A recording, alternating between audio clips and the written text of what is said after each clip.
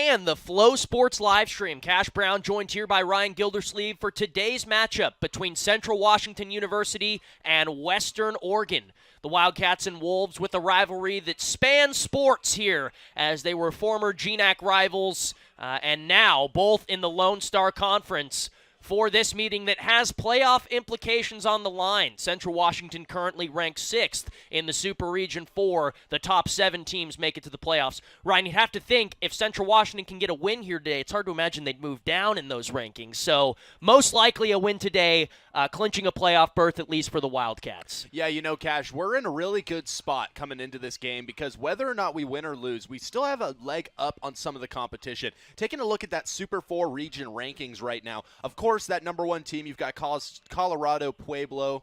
That's just, they've been killing it all year long. You've got Augustana, which is from down there in South Dakota. You got Minnesota State. Then you got Angelo, the only other team in the LSC that is ranked within the Super 4. Western Colorado is going to be the separator between them and your Central Washington Wildcats. But the real comparison that I'm looking for here, folks, is Central Washington. And then if you go down 2 spots, you've got Bemidji State separating Central from Sioux Falls. Now, Sioux Falls is the team I want to talk about here because whether they win or lose, your Wildcats will still hold a better record than Sioux Falls. They come into today at 6-3. The Wildcats at 7-2. A loss puts them at 7-3, which would be the same as Sioux Falls, granted they win today.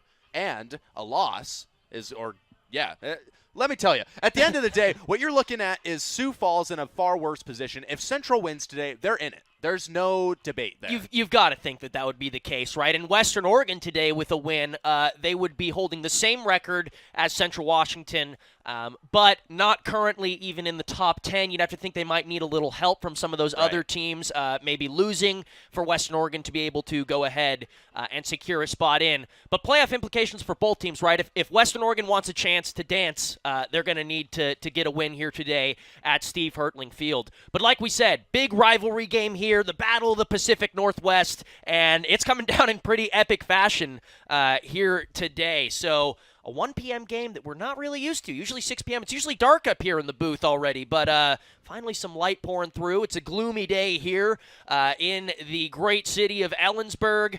39 degrees about at kickoff right now, according to the ever-accurate Apple Weather app. Yeah, well, let me tell you, Cash, they definitely decided to set the stage proper today. Last week we had rain. Today it's going to be real cold. Now, you don't really know how it's going to affect. Of course, last week it didn't really affect your Wildcats much at all, taking home a 66-0 victory. They're obviously looking for a whole lot more of the same this week coming into play against the Wolves. Like you mentioned, Battle of the Pacific Northwest. These are 2 teams that just dominated the GNAC for so long that they had to get out of there. And since then, a lot of the time, I mean, shoot, you look at these 2 teams, and they've kind of been holding the same records as they move through the LSC. Of course, the LSC can be looked at as a bit higher a division. They definitely hold a little bit more prestige than that of the GNAC, as much as we do, in fact, love our home conference. It's just one of those things. You know, these are 2 teams that were able to elevate. They were able to put themselves in a better situation. Your Wildcats will be getting the football today, and at the end of the day, that's what matters. I mean, we've seen what's happened on those first drives, specifically the first play for about the last 3 weeks. So, Cash, I'm excited to see this one. I think everyone at home is right there in the same boat. First meeting between these 2 teams all the way back in 1929. So a lot of history here. Both these teams, obviously, again, coming up from the GNAC to the LSC together. And the rivalry continues here at Tomlinson Stadium. So kickoff just about underway. And the Wildcats are set to receive. Tyler Flanagan and Darian Gaines back there.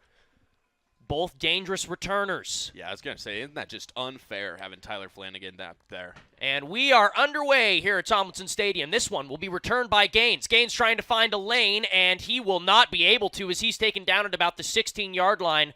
Good job by Western Oregon rallying to that football. Yeah, and the senior Darian Gaines almost making it out to that 20-yard mark. Of course, today's senior day for your Central Washington Wildcats, so we are very proud to be able to bring to you what could be the final regular season matchup for a majority of this Wildcat offense and defense. So we will be keeping you updated as the seniors make their mark on tonight's game. All 3 starting wide receivers and the LSC's leader in touchdowns on the ground, Tyler Flanagan, All seniors here tonight. So McGill with a 2 running back set. We like to call it the Hydra set here with Daniels and Flanagan. Sends a man in motion. Flanagan not going to get the ball there, and here's McGill, who is going to keep that one and get a gain of about 10 on the play. That should move the sticks for the Wildcats.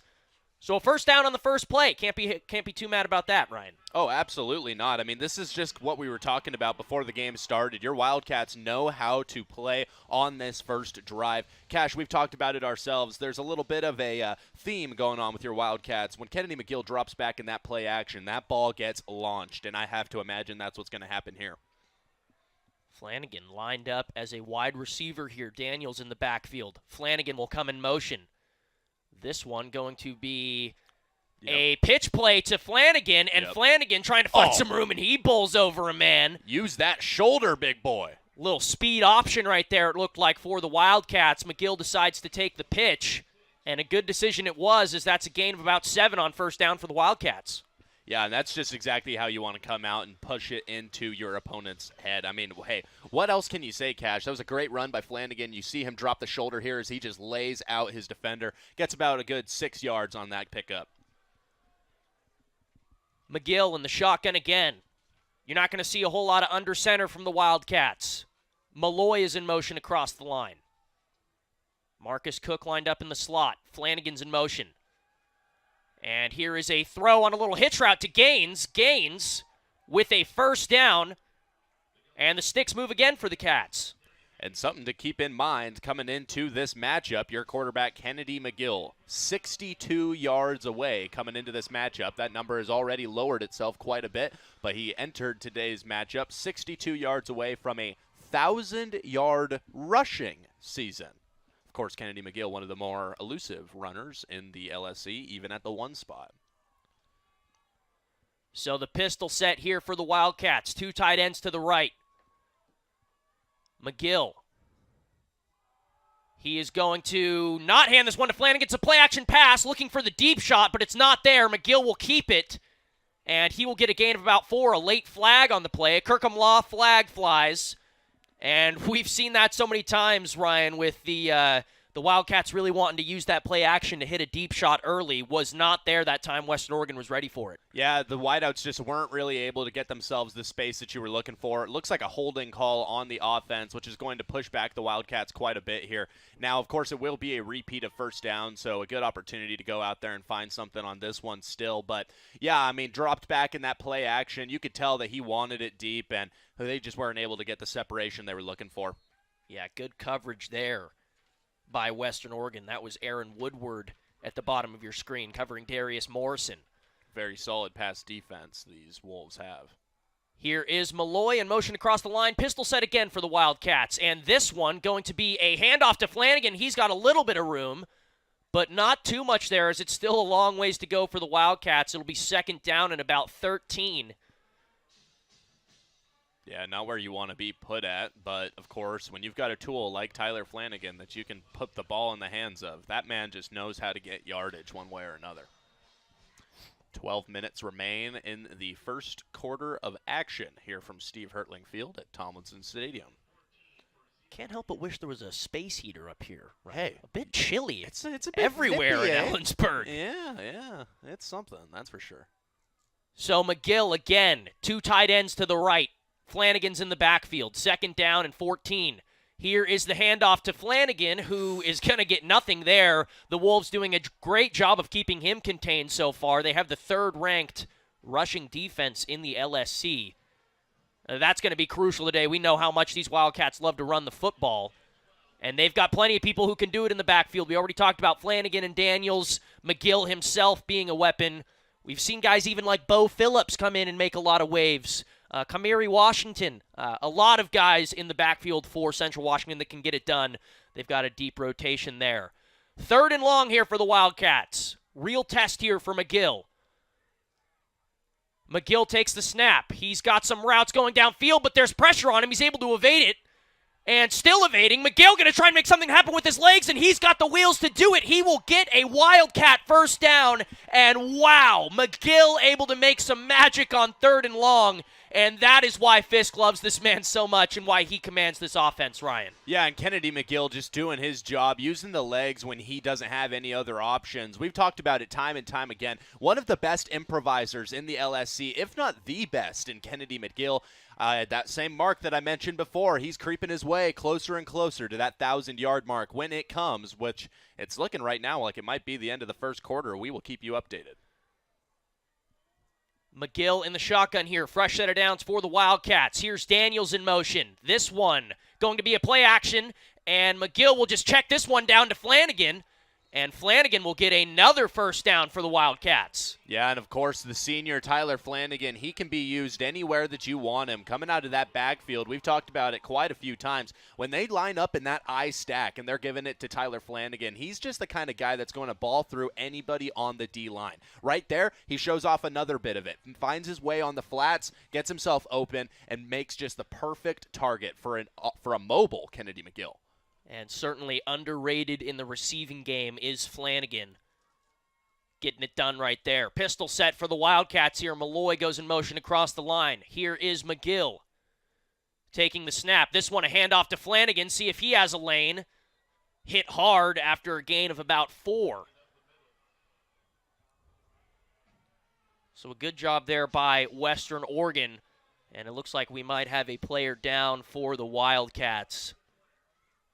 And you have to hope that that's not. It looks like it might be Slade Edwards down on the ground right there. And with that, ladies and gentlemen, we'll go ahead, send it off to break, and we will come back with an update.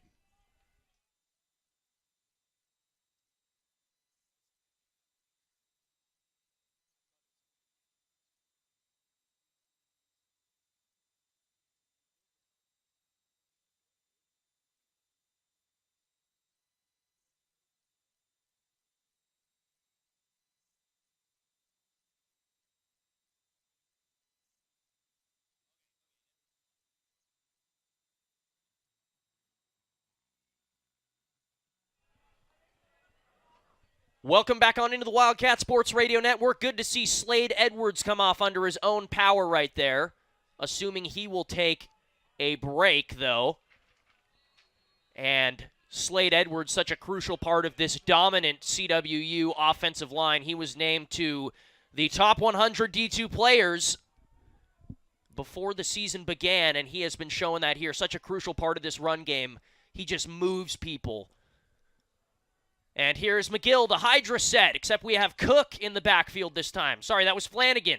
Flanagan gets the carry, and he will get not a whole lot there, about 3 yards on the play. Bring up third and manageable, as they like to say, for the Wildcats. About 4 yards left to go. Yeah, and this is nothing that Kennedy McGill and the Cats can't figure out on their own. I mean, I would have to project a pass play here, probably slants right up the middle, and that's what you're looking for, though.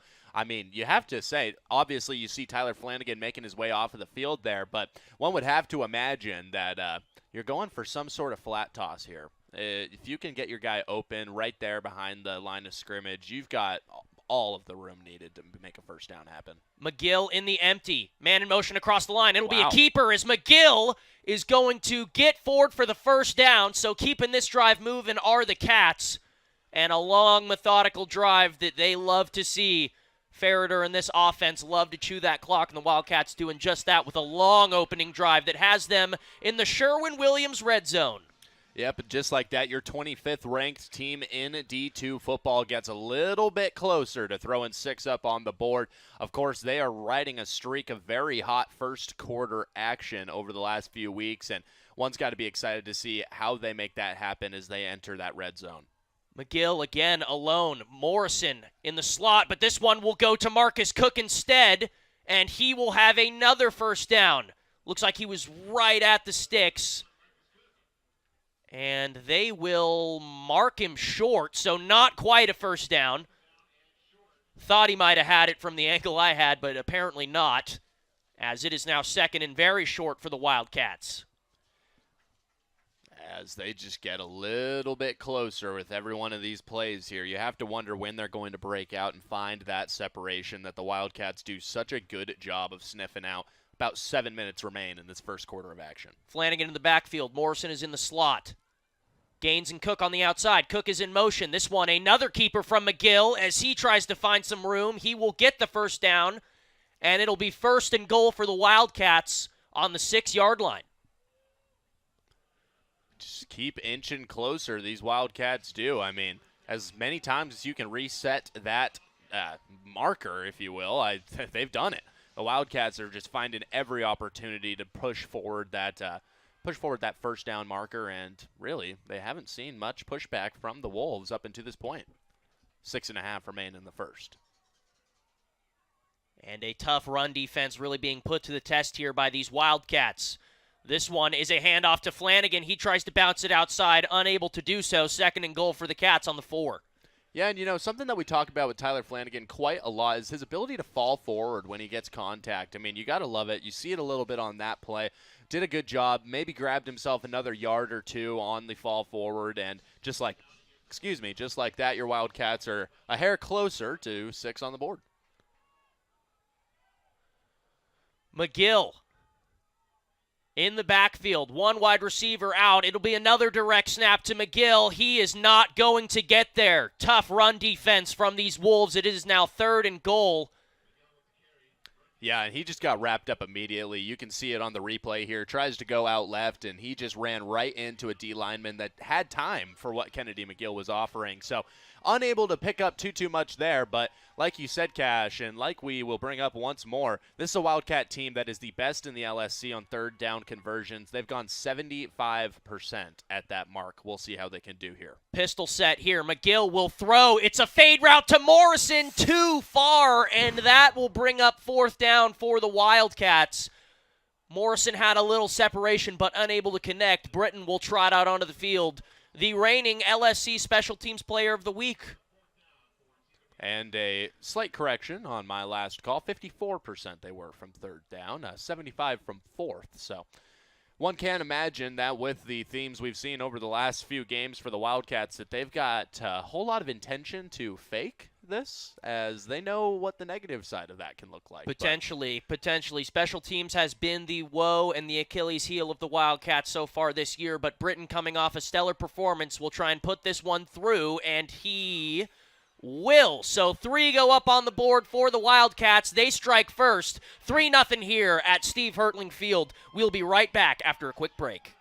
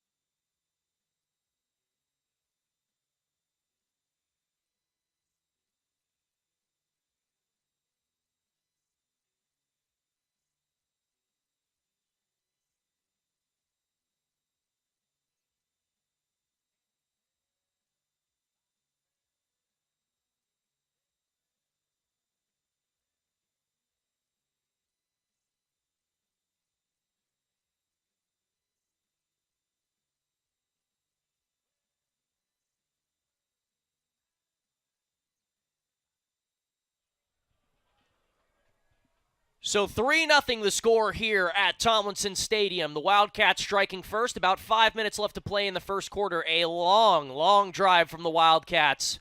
A lot of first downs. A lot of time ticked off. 3 points only to show for it. Here is the kick. Some room here, and not able to break it free. Looked like he had a lane, but that closed quickly. So good job by the Wildcats special teams to recover there. And the Wolves will set up at the 25-yard line. Running an interesting 2-quarterback system this year so far. McCarty, you got to think, is more of the rusher of the two. Again, a very, very interesting system they run over here. Kainoa Jones. And a holding call just got called against the receiving team. So move them back to about the 15-yard line. Yeah, so scratch that. Even further back, that is... Wow. A long ways back. Obviously, it's a spot of the penalty foul, so the holding occurred somewhere around the 18-yard line, one would assume. Yeah, I mean, definitely not the situation you want to put yourself in if you're the Wolves, going up against not only the number 1 rated offense, so dangerous on that side of the ball, but the number 1 rated defense as well. And here is a handoff to Sayer. Did a great job of getting a hit in on the knee there. The man looked like he might have had all the room in the world if he didn't get clipped up real quick. We'll turn to the replay as we look at what I'm talking about here. Makes his way out to the left and just barely gets that knee clipped, but he goes down on it. So the Wildcats doing a good job to keep a big play, or a potential big play at that, off of the board. 4:30 remain in this first quarter of action. Cats lead at 3-0. So Kainoa Sayer doing good there. This one is going to be captain swallowed up quick. Yeah. Stepping out onto the field first for the Wolves is actually Michael Gibson III.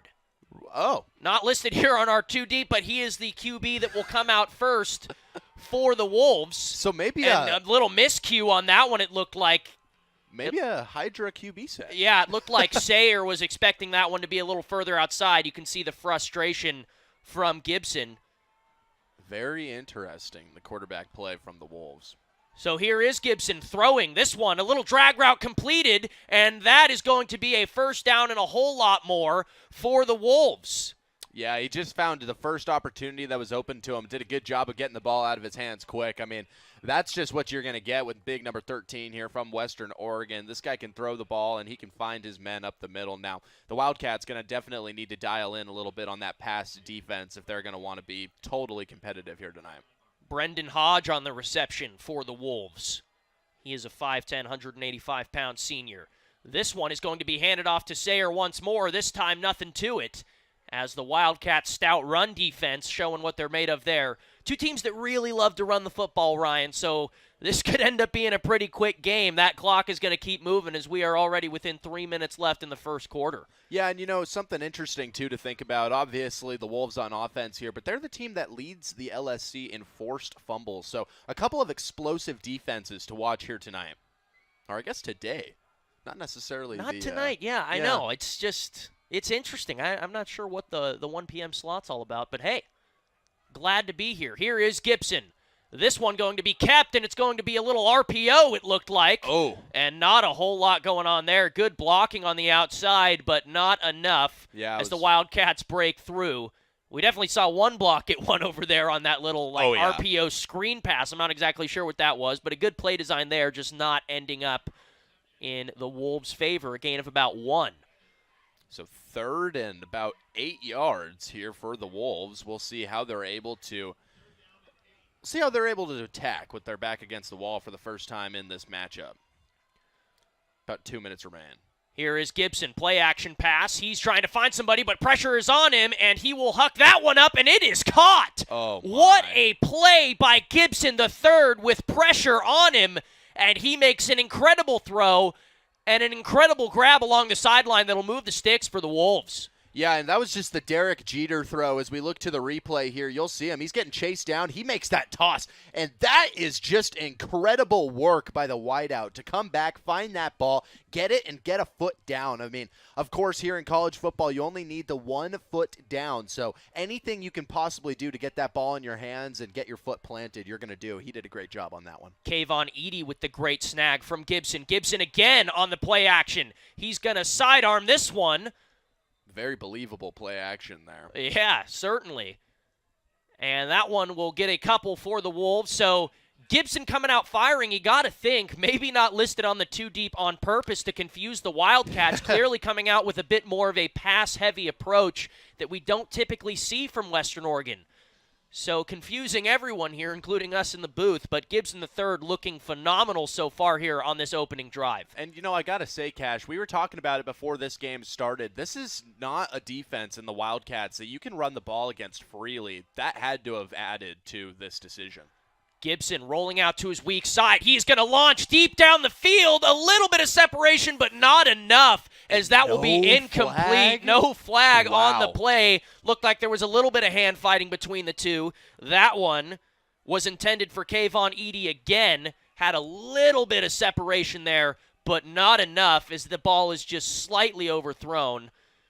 You can see the tug in there. You can see the tug. You wow. can see a little bit of grabbing there, but clearly not enough for the referees to call that one. So it'll bring up 3rd down and 4 here for Western Oregon. Gibson trying to keep this drive alive. And you know, Cash, the men in stripes have definitely influenced the last few games. And this one going to be a handoff that is stuffed quickly, and the Wildcats defensive line showing what they're made of and why they are the #1 defense in the LSC. That brings up 4th down for the Wolves. We'll see how aggressive they want to be here. Hey, and speaking of the number 4, Cash, I don't know if you caught it, but the first man out of that pile that made contact, Tanner Volk. Yeah, the senior here who has been unbelievable for the Wildcats. The leader in all of the NCAA last year in interceptions. This year tied for the #1 spot with 6.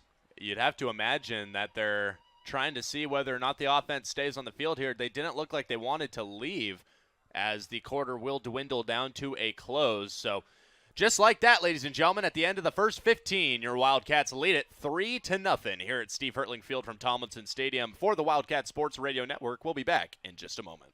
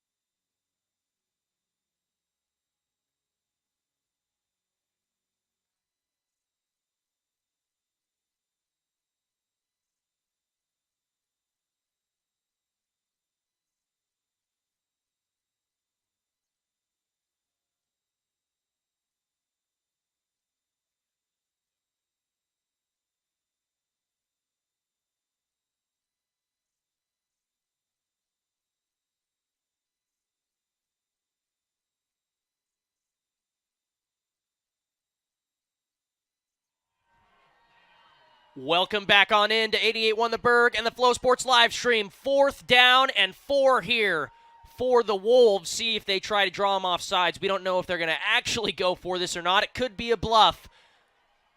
And they will go for it. Here is Gibson trying to make something happen, and he goes down. The Wildcats get to him, but a flag on the play. So a Kirkham Law flag flies in right next to the hit. Not exactly sure what this was. It looks like Western Oregon thinks this will be against Central Washington. We'll hear the call here in just a moment. But a huge break it would be for Western Oregon to have this drive stay alive. We'll see what the men in stripes decide. Oh, not at all the wow, not the place for that foul. Not at all. If you're the Wildcat defense, you got to be protective right here. When the other team is putting themselves in position to be vulnerable on 4th down, not only that, but you've got the double wrap up. You it's can that see third the man face that mask comes right in. there, yeah. Man, that's just unfortunate, sloppy defense by the Wildcats. They're going to have to do better if they want to win this game. That looked like Josiah Cochran in there with the face mask grab. So it'll give Western Oregon a fresh set of downs on what was looking like disaster, but not here. Yes! Gibson is oh my leveled. Lord! What? There's no way there's an unnecessary roughness call on I this. wouldn't be surprised. It looked like a little bit of helmet came in there first, and it looked like a traditional sack to me. He levels Gibson. What are we doing here? So Chase Colson, the DB, with the roughing the passer, and Colson. Take a second to hear Tomlinson Stadium here. The crowd not liking the call, but you have to see this replay here. Colson definitely leading with the helmet and makes contact to his head first. That is a textbook roughing the passer call. So 2 back-to-back sloppy penalties from the Wildcats will set up the Wolves in the red zone.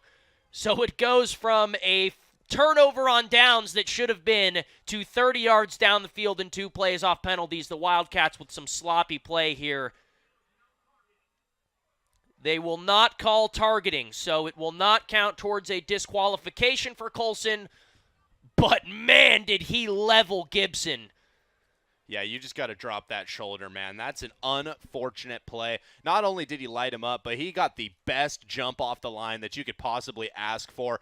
At the end of the day, that's a perfect tackle. If you're on defense and you're going for that, that's what you want. At the end of the day, you want to lay out your opponent. And really, yeah, they're going to go back, review if it's targeting or not. But at the end of the day, you could tell it wasn't on purpose. He wasn't going in there leading with the crown. I don't think so. I mean, he definitely led with the helmet, but I don't think it was intentional. Targeting would be a devastating call for the Wildcats here.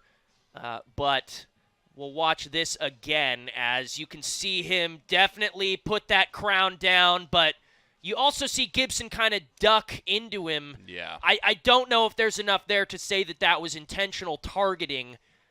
But we will see what the refs decide here. Regardless, glad to see that Gibson is okay after a big hit to the head, but he seems to be fine. Very so quick. Showing some toughness. Yeah, that was a quick review. We'll see what they decide here as the refs trot back out onto the field to a pretty upset Tomlinson Stadium crowd. So no targeting. That will be confirmed. First down for the Wolves. Still in a very good position here, and the Wildcats have basically handed them on a silver platter this trip to the red zone. We will see if Gibson and company can punch this one in or at least even things out. The Wolves here with 4 wide receivers, 3 to the left of Gibson. Sayers in the backfield. Gibson here taking the snap. This one will be a handoff to Sayer, who does not have a whole lot of room, is able to fall forward for a few more. That'll be a gain of about 5 on the play. So 2nd and 5 here for Western Oregon. Yeah, and, they're still just in a perfect position to strike against the Wildcats now. Not at all what you're wanting if you are this Wildcat defense, though. You got to keep that same level of aggression. It might not have worked out for you very well on the last couple of plays, but you got to keep playing aggressive on that defensive end. And at the end of the day, breaking through. Well, it looks like we've got a little bit of a shift here. Certainly a Wildcat set here for the Wolves, and it will be kept. Trying to find some room to the outside, not able to do so, and another flag flies in. That was Tony McAdoo there, the freshman out of Richmond, California, on the Wildcat snap. And we'll see what the call is here. It'll be holding against the Wolves, so that one will bring him back, discount some of the penalty yardage that the Wildcats gave up, and it will be 2nd and long here for Gibson and company. Yeah, I mean, you have to get a little bit of that, honestly. If you are the Wolves here, you've been handed quite a little bit of opportunity, and this is just the football gods' way of evening it out a little bit. So we'll see what they're able to do with the 2nd and long. Gibson going to launch towards the end zone. That one, a deflected pass. Great defense by the Wildcats there. That was Jalen Weber with a great pass breakup right there. That one was intended for Damon Hickok, the leading receiver for the Wolves. And way to get that hand up there. Played the ball perfectly. Good defense right there as it is now 3rd and very long here for the Wolves. So Gibson trying to make some magic happen and keep this drive alive. Gibson rolling out to his weak side. He's got pressure on him, and he'll fire towards the first down marker. Not quite there. It was caught, but they will still be short. We'll see if they want to try and go for this one again, but it looks like the kicking unit will trot on for Western Oregon. Yeah, and that was an impressive play there. He did a good job making it out to his left and making a good toss up to his man. On any other situation, that would have probably gotten you a first down, if not a touchdown. But right there, of course, with that foul, bringing him back about 10 yards, they just needed anything that they could get there, bring them a little bit closer. And now we'll see if the Wolves are able to knock back a 3 and put this game back to 0-0. The kick is up, and it is good. So the leading scorer for the Wolves, Keaton Emmett, their kicker, will put that one through and tie this game at 3-3 with about 12 minutes, closer to 13 minutes left to play here in the first half. So we will take a quick break and be right back here on the Wildcat Sports Radio Network.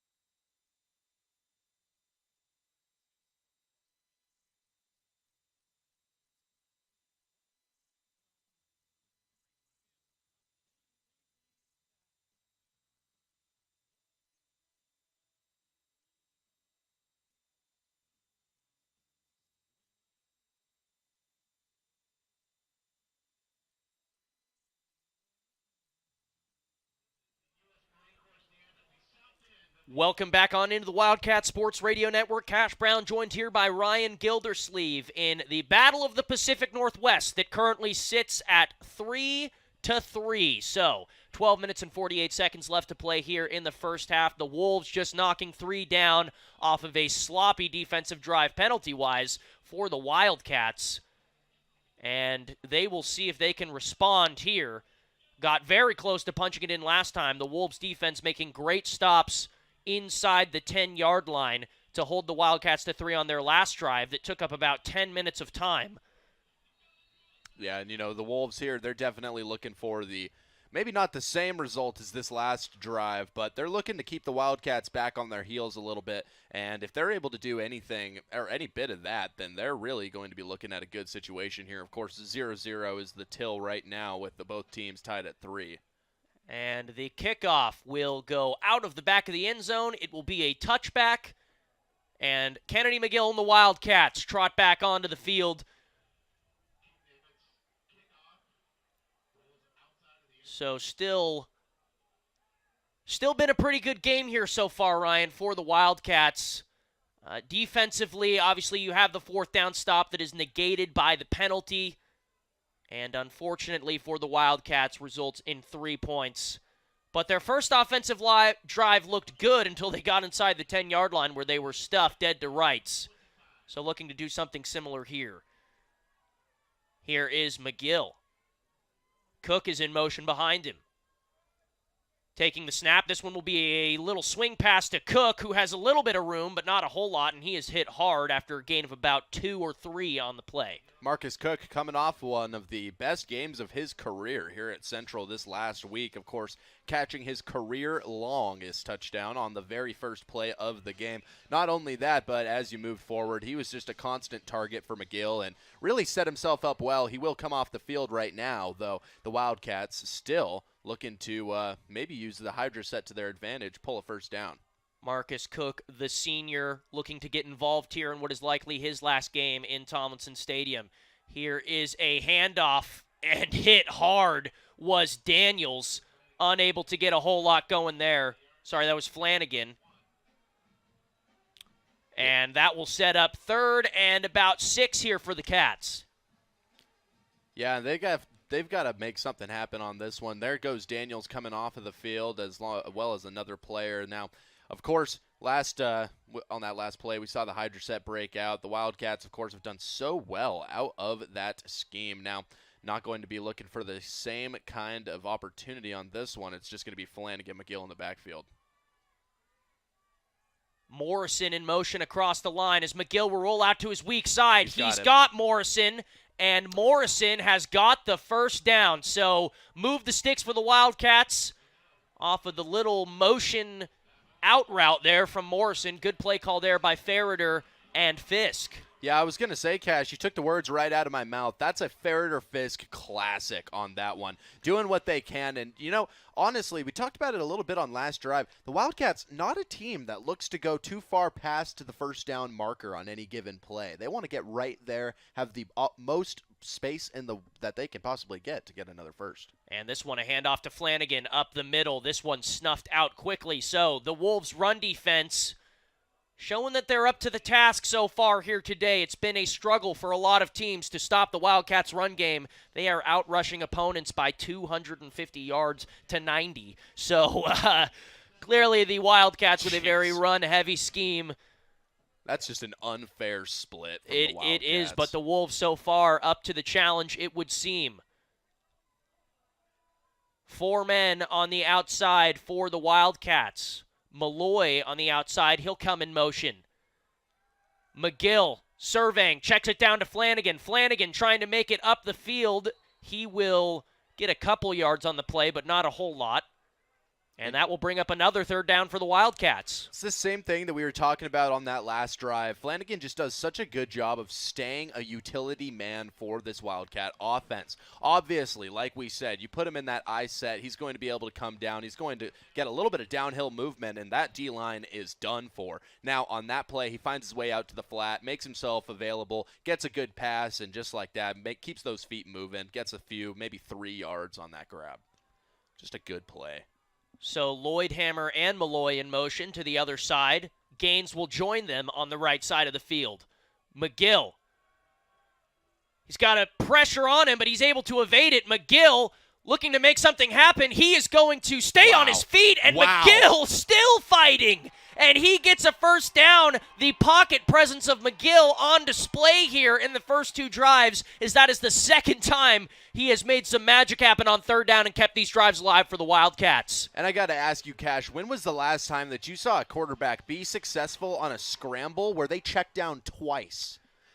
Yeah, I mean, McGill right there, just able to make so many guys miss and just stay on his feet. I mean, that is as impressive as it gets from a quarterback on third down, evading that much pressure. So nothing open downfield. Good coverage here from the Wolves so far today. McGill having to do a lot of it on his own.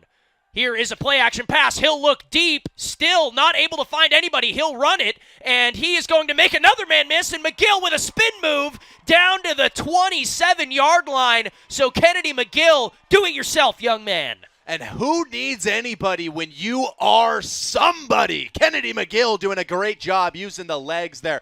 Man, it's just one of those things. It's almost inspiring watching this man play football. It makes me want to throw a pair of pads on.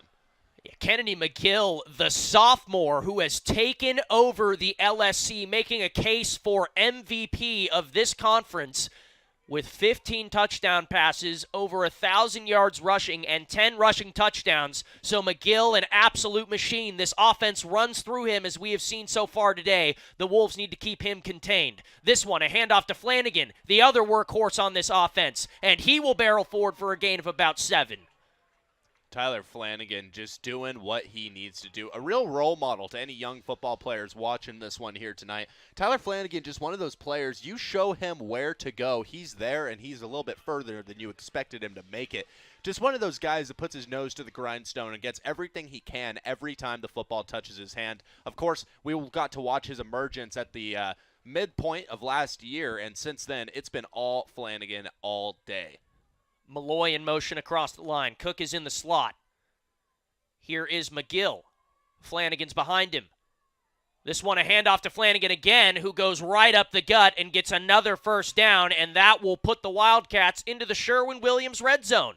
And hey, you really do love to see it, Cash. It's one of those situations where the Wildcats, like we've talked about a couple of times on this drive already, they look to get as close to that first down marker as possible while achieving that goal. 7 minutes now remain in the first half. There's a chance that we go into halftime at looking at either 6 or 10-3, maybe. Just a team that really knows how to bring the clock down. McGill in the shotgun, Cook in the slot again. Morrison and Gaines on the outside. Flanagan's in the backfield. McGill with a quarterback keeper. He's going to try and move it to the outside, and he is hit hard as he gets forward for a gain of about 4, maybe 3 it would look like on the play. So 2nd and 7 here for the Wildcats. Looks like it's the hop over that he goes McGill, for here. And he McGill just he looks gets like it's hit his own pretty hard man right that there. gets him. It looked like that might have been Sterling in there. Yeah, Big D lineman. Took that shoulder to the heel, and that'll bring you down real quickly. Yeah, that's not a shot you want to see your quarterback take if you are Coach Fisk. But McGill showing that he can get it done. He's been tough all season long. We've seen some big hits. Don't seem to faze him too much. Gains in motion across the line. McGill, play action.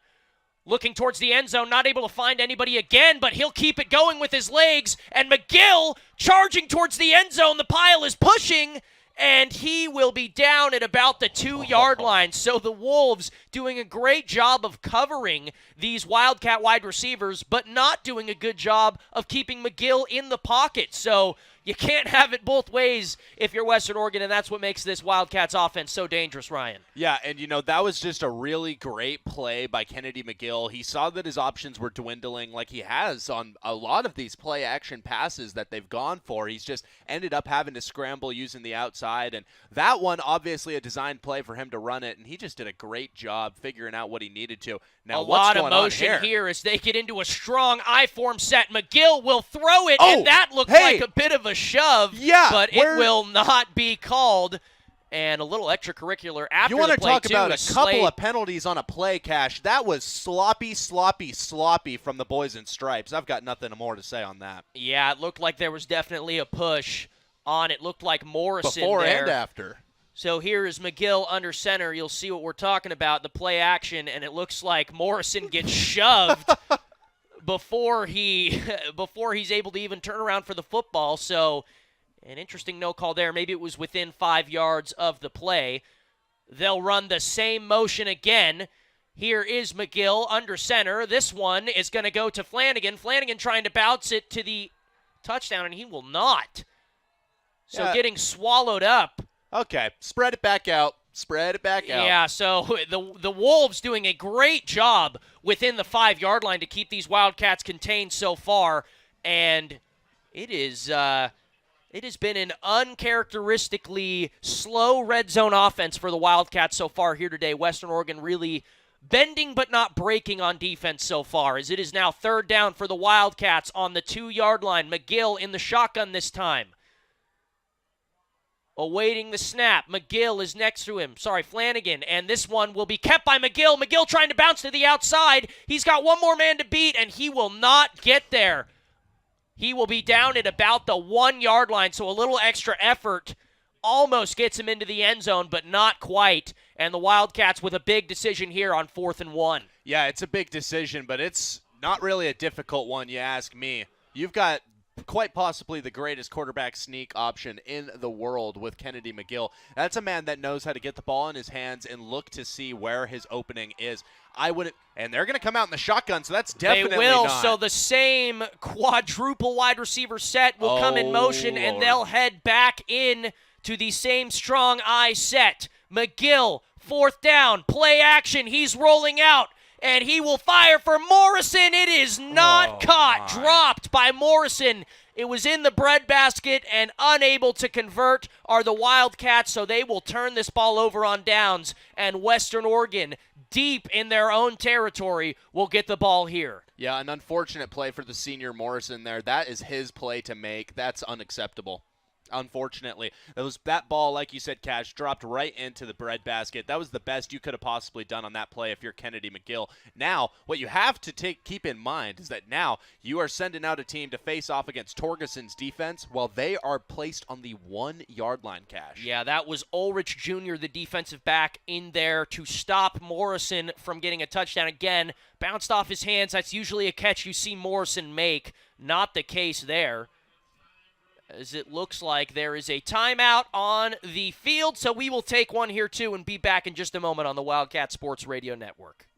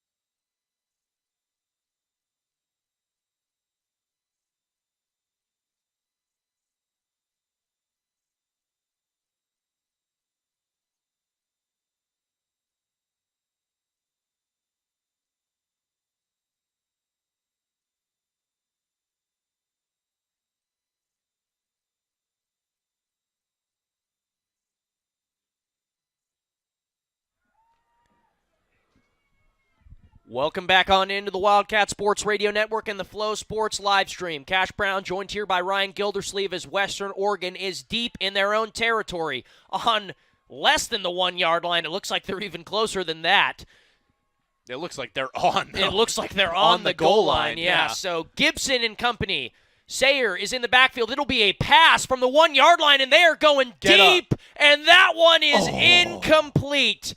So almost a huge shot play from their own 1 yard line. That's a dangerous play call if you are Western Oregon. Does not pan out there, but avoids disaster on the safety. Yeah, and they avoided disaster for sure, but look at this. This is unattentive defense from the Wildcat corner. He looks up while the ball's already touching his man's hands, and that did not look like it was too distant of a play to be made for that kind of effort. If you're the Wildcats, you got to be going 100% on every play of this game. So from under center, this one, a handoff that will give them a little bit of breathing room, but still third down for Western Oregon. Yeah, maybe 4 yards gained on that one if they're lucky. That last deep shot was intended for Kayvon Edey with Jalen Weber in coverage, and it looks like we have a Wolf down on the play. And Kayvon Edey, he's been one of those frequent targets for the Wolves here tonight. They've been looking to him on a lot of different plays. He's one of those taller receivers that you can tell has got his set figured out. Now, of course, they're going to go ahead and tend to the player that is down on the field. It appears we're not exactly sure who it is, but down on the field. We will take a quick break and be back here on the Wildcat Sports Radio Network.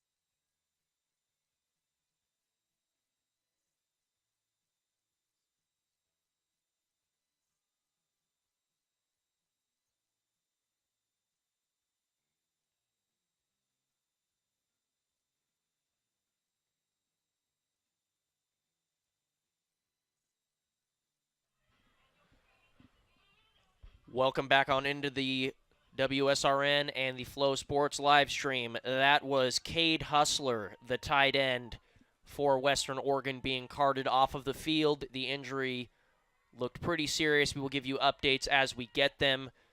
Going off in the cart. Thoughts out with his family and hope for a speedy recovery on that one. Yeah, you don't want to see injuries like that, specifically in the final regular season game of the year. An unfortunate situation. Like Cash said, we wish for the best for him and his family, and back to the game.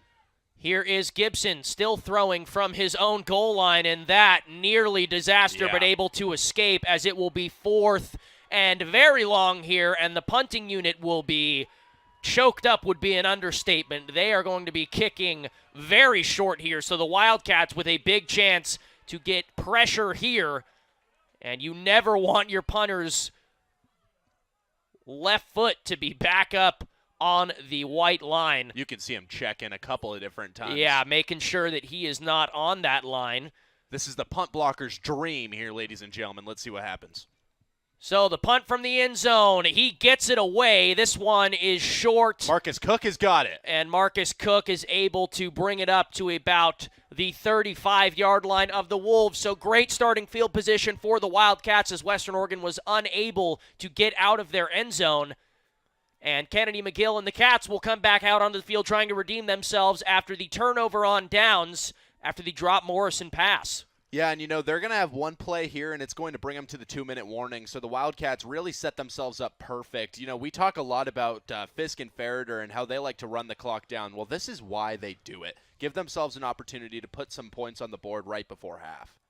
Daniels in the backfield here. Flanagan on the sideline. McGill taking the snap here. This one, a handoff to Daniels as Daniels will try and get forward up the middle. The pile is still moving along, and Western Oregon is getting pushed back. So Daniels ends up getting a boatload of yards on the play.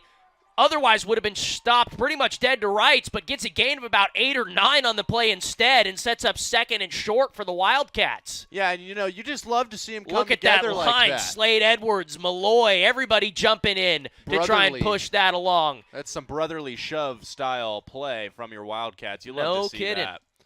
A whole lot of collaboration on that one. So the 2-minute warning here as the first half is nearly finished. The score, 3-3 here in the Battle of the Pacific Northwest. We will finish the first half of action here in a moment.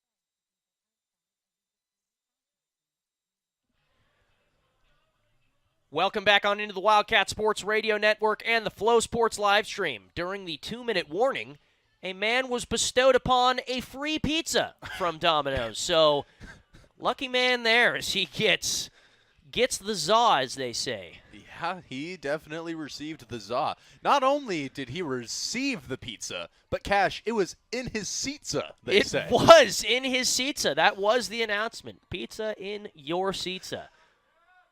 And here is McGill in the shotgun. Malloy is in motion.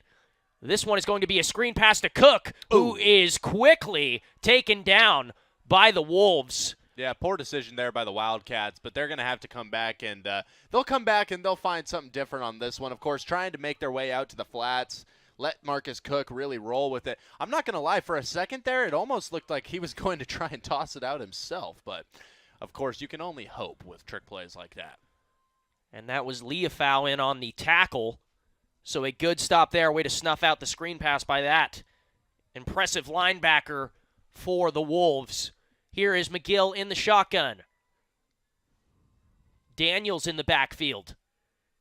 McGill will throw, trying to find a man, again blanketed, but this time going to launch towards the corner. And did Malloy get that foot down? They will say no. Wow. We got to see the replay There of that is it seems an incomplete consensus right there. But a good toss by McGill, giving Malloy a chance, but just unable to get the foot down, it would seem. We'll watch the replay here. Good throw on the run by McGill. Does he get that foot down? It was certainly close, but that toe definitely could have been on the line. Yeah. We'll see if they want to review this one. I would say so. That foot definitely hit the ground. It definitely did, and it looked like the heel at least was in play, but was the toe? We'll see if they want to review this one. It looks like it's being discussed. Give us the big R, boys. And Fisk throws the Let's challenge go. flag. Coach Fisk is getting spicy here, I guess, if that's the way you want to put it. He's going to make sure that they look at this, and hey, you cannot deny it. Everybody in Tomlinson Stadium saw what they showed on the scoreboard there. That foot hit the ground. They just got to make sure whether or not it was on the painted area. If this is a catch, the Wildcats have put themselves in dangerous position. And again, a great throw. We'll see what the referees discuss here. See if we get another replay up of that or we have another angle. I believe that the referees have access to angles that we do not. So we'll see if they can get a clear look. Not sure if there's enough to overturn it if the angle that we saw is the only one that they have as well. Unfortunately, it is in fact angles for thee and not for me. So we'll have to do our best guess. But Cash, on that replay, it really did look like that foot got down. Now, certainly, yeah. I'm not sure about the toe. Right. But the heel definitely looked like it was in. We'll get another replay here. Just watch for the point of that toe here. Not exactly sure. There it is. Clear contact with the ground. You just got to see where it was. It was really close. Again, just can't really tell if that toe gets down, but it almost makes you wish that we had some of these players mic'd up, called down to them, yeah. say, hey, what'd you feel there on that one? Yeah. But one way or another, I will say, looks with like all of the it's replays, been decided. With all the replays and such, and with it being this cold out, you can't be too happy if you're sitting on the sideline right now. Oh, absolutely not. It is chilly here in Ellensburg. So here's the call.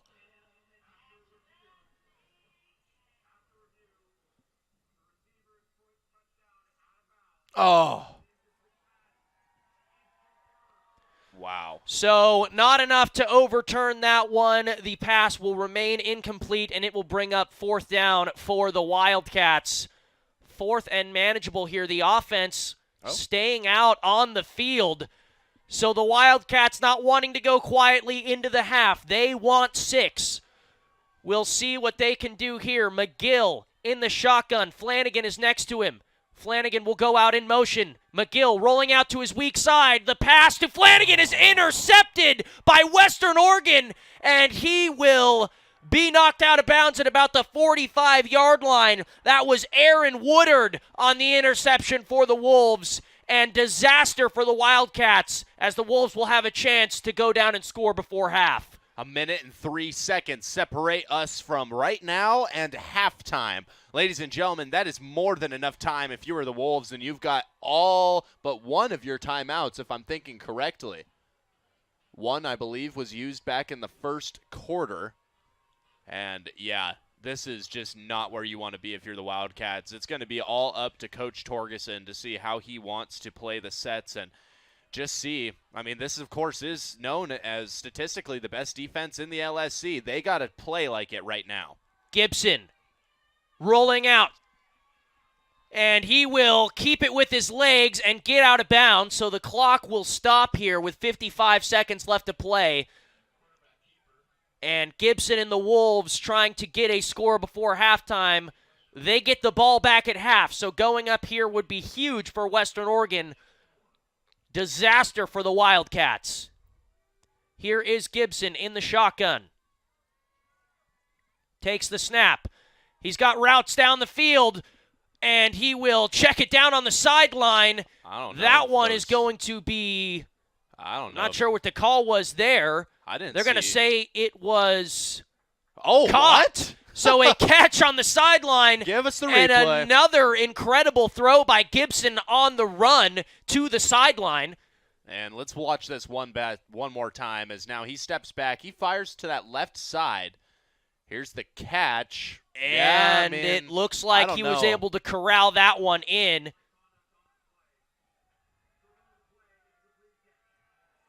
Cool. So a first down will be confirmed for Western Oregon. And that clock stops at 49 seconds. The Wildcats in need of a big defensive play right here. See it. Yeah. Gibson taking the snap. He'll throw again. Gibson checking it down to his running back, who's quickly swallowed up, and he will knock it out of bounds, so the clock will keep running.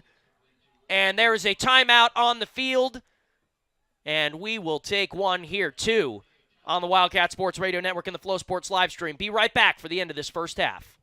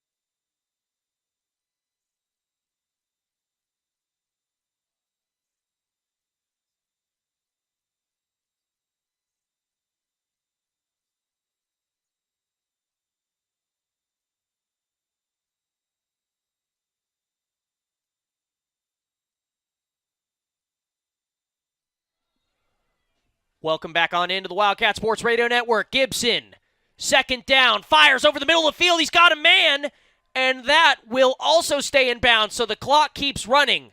That puts them in field goal position, you have to think, but they're going to go ahead and bring themselves out and spike And they formation. will spike the football. That was Damon Hickok there on the reception, who at the start of the game was only 6 receptions away from breaking the top 10 receptions all time for Western Oregon. So now, I believe he's only 4 catches away from that mark. That is true. After he's had 2 receptions so far here tonight. One's got to be curious as to what's going through the mind of Gibson right now, commanding this team on second. Gibson again throwing, launching towards the end zone. That one is too short. Yeah, I mean, the intended target just got chased out of the house right there by a Wildcat defender. So with 21 seconds remaining on the clock, they've got 3rd and 10, Cash. Yeah, that was Jalen Fight, the intended target right there, not able to connect on the big shot play. So 3rd down comes up for Gibson and the Wolves. 3 wide receivers to his right. Gibson here taking the snap. Again, he'll throw. And this time he is brought down. The Wildcat pass rush gets home, and a huge play by Central Washington to make this a long field goal attempt if that is what Western Oregon decides. I don't know if they're going to have time, Cash. 2 seconds, 1 second, halftime. Oh, they're going to call the timeout. They've got 1 left. Okay, kept it in their back pocket. Little preemptive right there. Yep, kept it in the pocket, kept it away from Yeah, they certainly did. They had a card up their sleeve there. Made me think that they... So, yeah, you've got to think that this will be a long field goal attempt for Western Oregon. From the 35, unless they want to take a shot. Do you think? But it looks like the kicker is warming up on the sideline again. Keaton Emmett, their leading scorer, the freshman kicker who has been looking phenomenal this year so far for Western Oregon.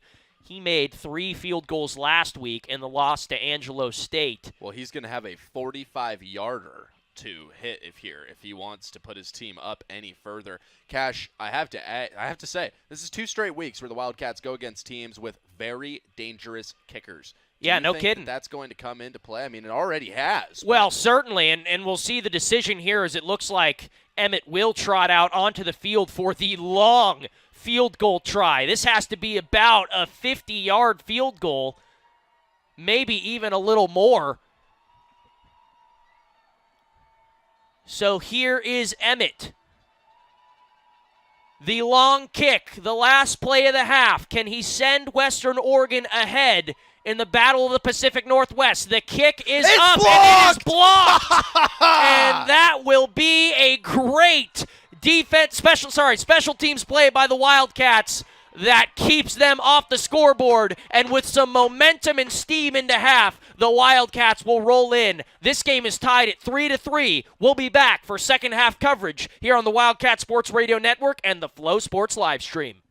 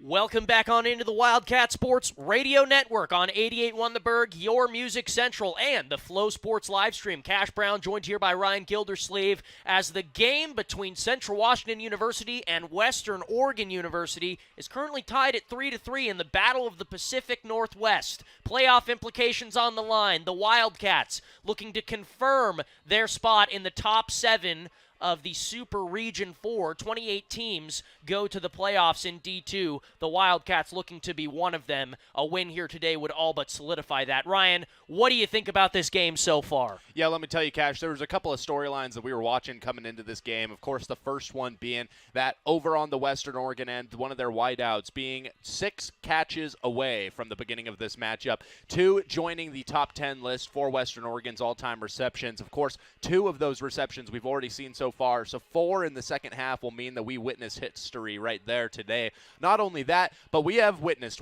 history today. It looks like there's actually been 4 catches from Hickok so far, so only 2 catches away. He's been targeted 5 times and 36 yards on those receptions. So that much closer, yeah. Yeah, the leading receiver today here. He has been the leading receiver for Western Oregon this entire time. We've also seen a lot of targets towards Kayvon Edey, mostly down the field. Him and Weber have been having an awesome battle so far on the outside today, so I'm sure that'll continue in the half. A very pass-heavy approach that the Wolves have taken. Gibson coming in. He seems to be the gunslinger they have. Yeah. We have a guy like Caleb Christensen out here. Not to say that, McGill can't sling it, but when you want to think about somebody who really fires the football around, Caleb Christensen comes to mind. Obviously, McGill doing it just as well, if not better, but So again, we didn't have him on the 2 deep before the start of the game. Nobody was expecting Gibson to come out and stop. We had Jordan McCarty and Kainoa Jones listed here. They've been the real workhorses at the quarterback position for Western Oregon, again, running a 2-quarterback system. But not today. We haven't seen anybody but Gibson out on the field. Yeah. You've got to think that that was something that they saw on film and said, hey, we need to air it out against Central. And you can't blame them because Central Washington's woes on defense, though few, have come from the passing game. Yeah, no, I mean, that's just exactly what we're saying here. I mean, both of these two teams doing a good job of trying to mix in between the ground game and the air game. But one thing that I want to bring your attention in on, Cash, we talked at the beginning of this game about Kennedy McGill and his hunt for 1,000 rushing yards on the season. Ladies and gentlemen, I can now tell you that Kennedy McGill has surpassed that number by 13 yards. Kennedy McGill, the first Wildcat quarterback in many, many years to break 1,000 rushing yards and over 1,000 passing yards in a season. He has really put together an MVP-level performance, and I just got to say, I mean, you close it out in the last game of the regular season, throwing yourself up there with historic numbers, putting yourself up there with some of the best names in Central history. Folks, this man is a redshirt sophomore. Yeah, no kidding. Kennedy McGill is somebody who really came onto the scene pretty much in the middle of last year. We had J.J. Lemming starting for a while. Kennedy McGill comes back out onto the field. He was listed second on the depth chart for a long time. Gets his shot, and boy, did he take advantage of it, leading the Wildcats to a very deep playoff run, deeper than anybody thought they were going to go that year for sure after losing the Lone Star Conference to Permian Basin. Trying to bring them back into the dance, and definitely doable here for the Wildcats. Again, 3-3 your score, 2 field goals only on the night. We've seen a lot of good defense. And then, obviously, the interception to close out the half, and then the blocked field goal. Yeah. Pretty crazy end to the first half in those final 2 minutes. So McGill with the one mistake so far today, but those have been few and far between for him really have. this year. Again, not to take away from his performance at all. And today, I mean, I can think just off the top of my head of at least 3 different times he's kept the Wildcats' drives alive single-handedly. Yeah, and you talk about that split last year between Kennedy McGill and J.J. Lemming. Of course, Lemming was more of the pocket passer, as we like to say, and then Kennedy would come in as the rushing guy. But, I just got to say, you can't understate the additions that both of these men have made to the program. Of course, we've seen Kennedy McGill this year really just take it on himself to become one of the better quarterbacks in recent memory for Central Washington University. J.J. Lemming, the wide receiver coach for your Wildcat team this year. So both of them, their impact still being felt both on the field and off the field. It's time to kick this ball away. We got a very exciting second half on our hands. So kickoff underway. This bullet. one will be returned by Western Oregon, and a little bit of a lane, and still on his feet, taken down. A lot of bit of a lane. Yeah, no kidding. That was Tony McAdoo there. And he showed that same thing on the first kickoff that they received. A lot of speed, yeah. A lot of speed. So breaking off a big one there and setting up Western Oregon with great starting field position here to kick off the second half. And it appears, just checking, that Gibson will still be the man, and he will. No reason to fix what ain't broke. So Western Oregon and Gibson trotting out to the field. Sayers in the backfield. Gibson with a man in motion. This one, a handoff to Sayer, who tries to bounce to the outside, unable to do so, and a great tackle there. Yeah, great instincts by the Wildcat D-line there, just getting in, laying down the hit, and just like that, you've pushed him back, it seemed like, though they'll keep the marker at the same spot. So a good wrap-up there by the Wildcats. Believe that was Dominic Weber again on the tackle. And now Bryson Indell. Very interesting situation for the Wolves here. Of course, they've got that clock running. Let's see what they do. And here is Gibson on the quarterback keeper. Not able to get a whole lot there. Couple yards on the play. 3rd and about 6 for Western Oregon. So Gibson and company trying to avoid an early 3-and-out after great starting field position. On the flip side of that, you'd have to imagine that Coach Torgerson has talked his team up for just that coming into this first drive. They want to shut him down as soon as humanly possible, and it looks like they're going to go all out for it. McAdoo steps into the game in the slot. Gibson here with 5 wide receivers trying to find a man. He'll chuck that one into the dirt.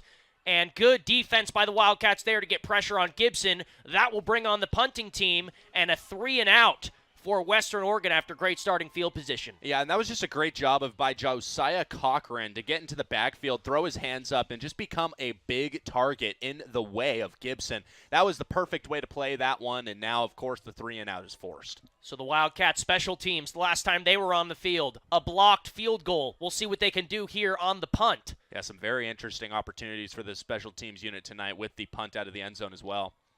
Kick is high and deep to the right side. That looks good, and it is a great punt that will be downed inside the 5-yard line.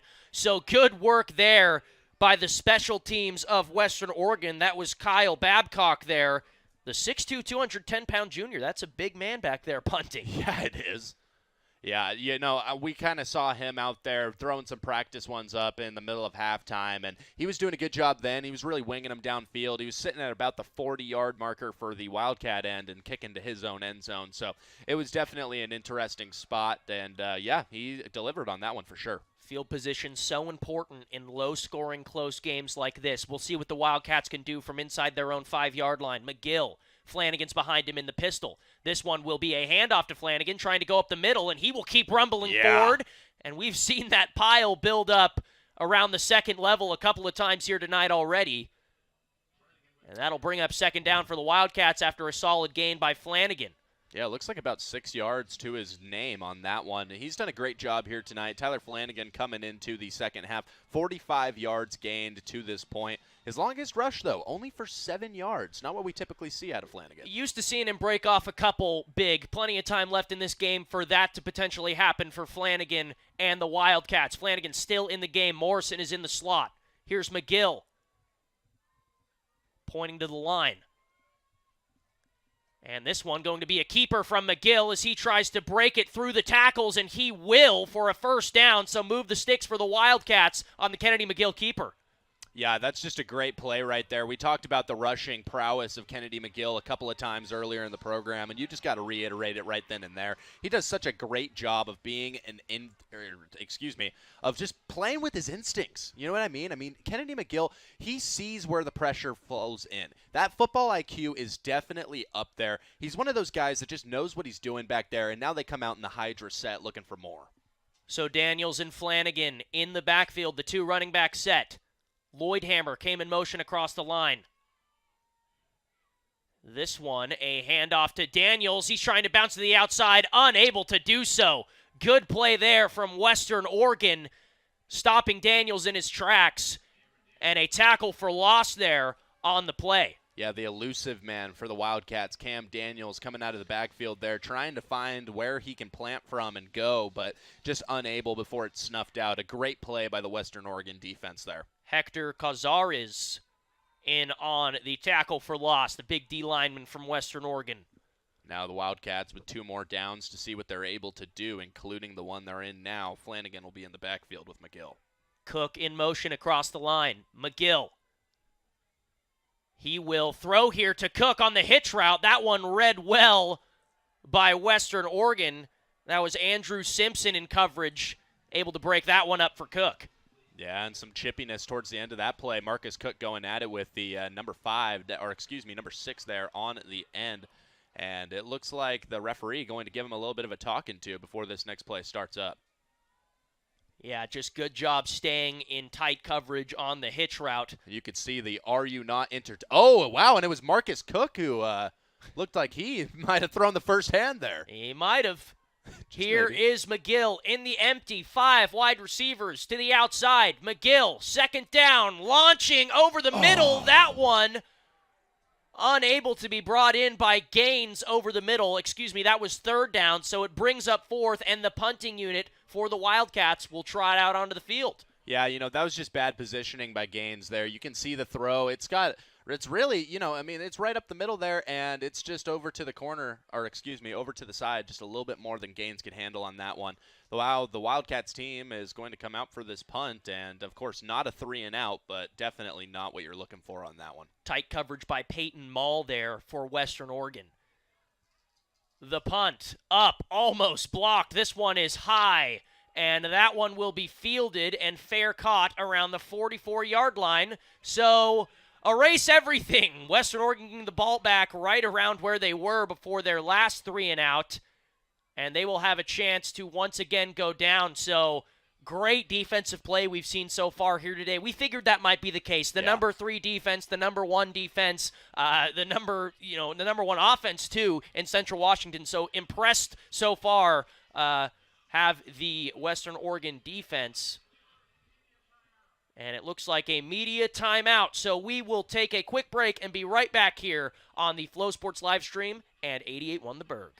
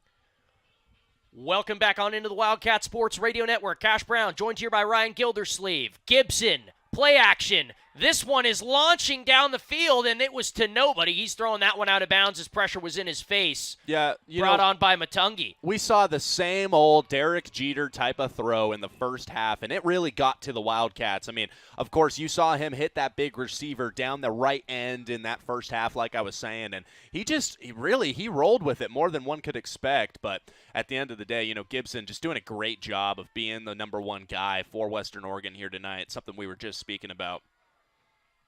Gibson with a screen pass out. This Finds one the flat. Caught Wow. And wrestled down quickly. Really good defense there by the Wildcats. Yeah, that was London Smalley, the 6-foot, 165-pound senior out of Beaverton, Oregon. You know, but you just can't knock the idea there. Gibson had a good, bright one, and he went for the flats. I mean, we've talked about it multiple times this season. If there's anywhere that the Wildcats can be swindled, it's going to be on the flats. And here is Gibson stepping up into the pocket. This one complete.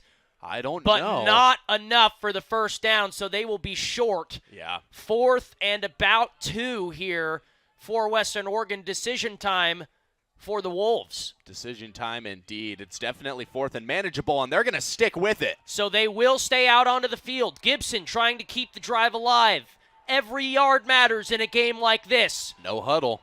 We'll see what the Wolves can do. Here is Gibson with a hard count trying to draw him off sides. He'll look towards the sideline. It was a direct snap to the running back. Wow. And a great play call there. Had everyone fooled. I was looking to the sideline for a signal, and they direct snapped it to the running back, Sayer, who gets the first down.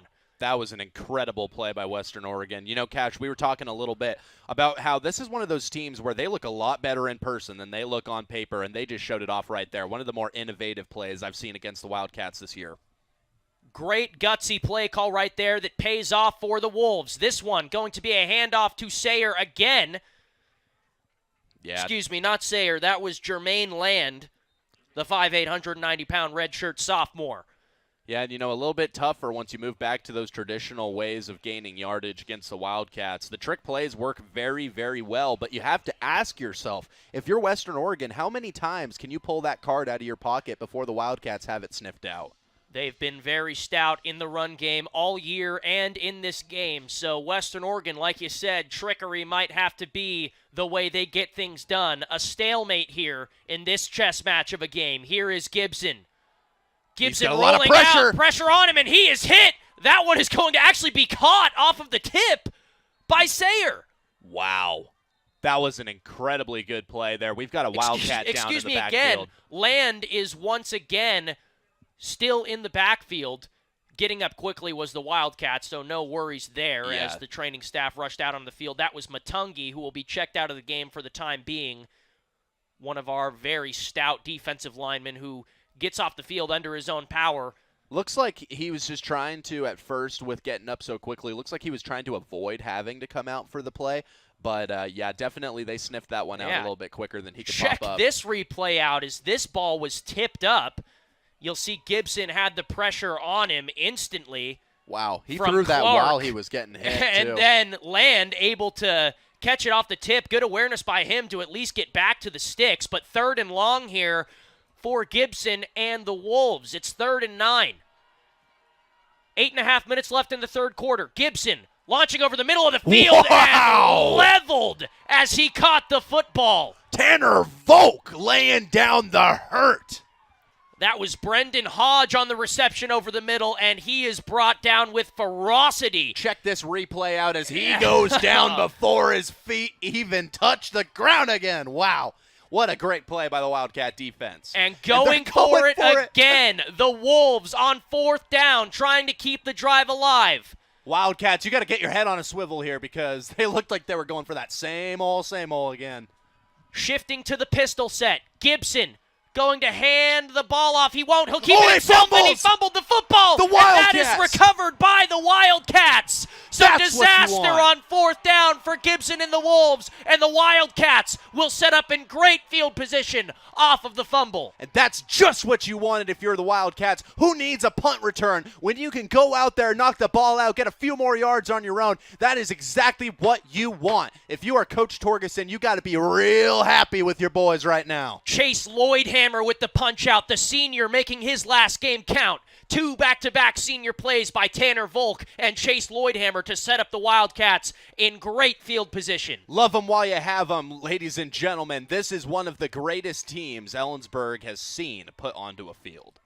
Hydra set here for the Wildcats. McGill will send Camden Lloydhammer in motion. This one, a keeper from McGill. And it looks like the play got blown dead. A flag is out. And we'll see what the call is here. False start on the offense, an illegal snap, so that will send them back. Yeah, you never like to see the Kirkham laundry come against the Wildcats, but it's one of those things where when it gets thrown, you kind of have to imagine. I mean, yeah, unfortunate play by the Wildcats, though. So that one blown dead. The Wildcats now 1st and 15. McGill, the Hydra set stays on the field. Morrison alone on the outside. Camden Lloydhammer comes across the line.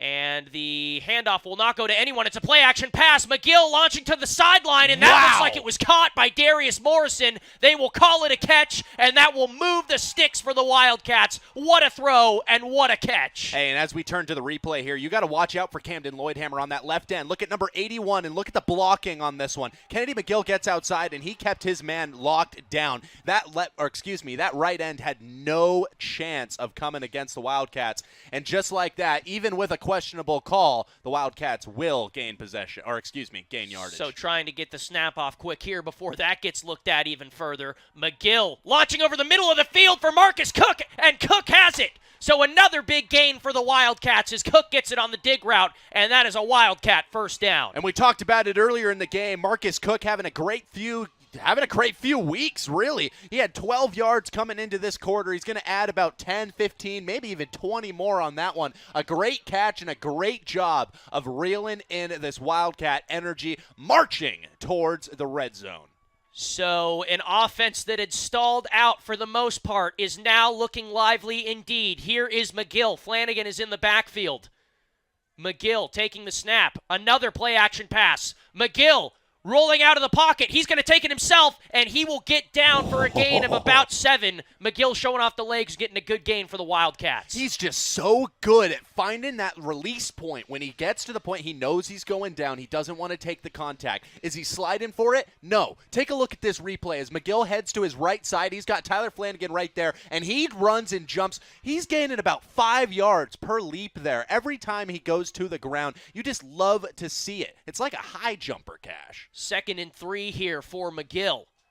Flanagan still in the backfield. 4 wide receivers out for the Wildcats. McGill gonna throw. He's launching towards the sideline. That one is brought in, and it is another first down for the Wildcats. What a great play indeed. You love to see it. And the Wildcats getting everybody involved here tonight. I believe, if I'm thinking correctly, that was McCann on the grab. Yes, it was. Jackson McCann. Yeah, Jackson McCann, another senior. He hasn't seen a lot of playing time this year. Of course, has had some of his time at Central taken away due to a knee injury. But it's great to see him out there on the field right now. It looks like he's lined up at the slot currently.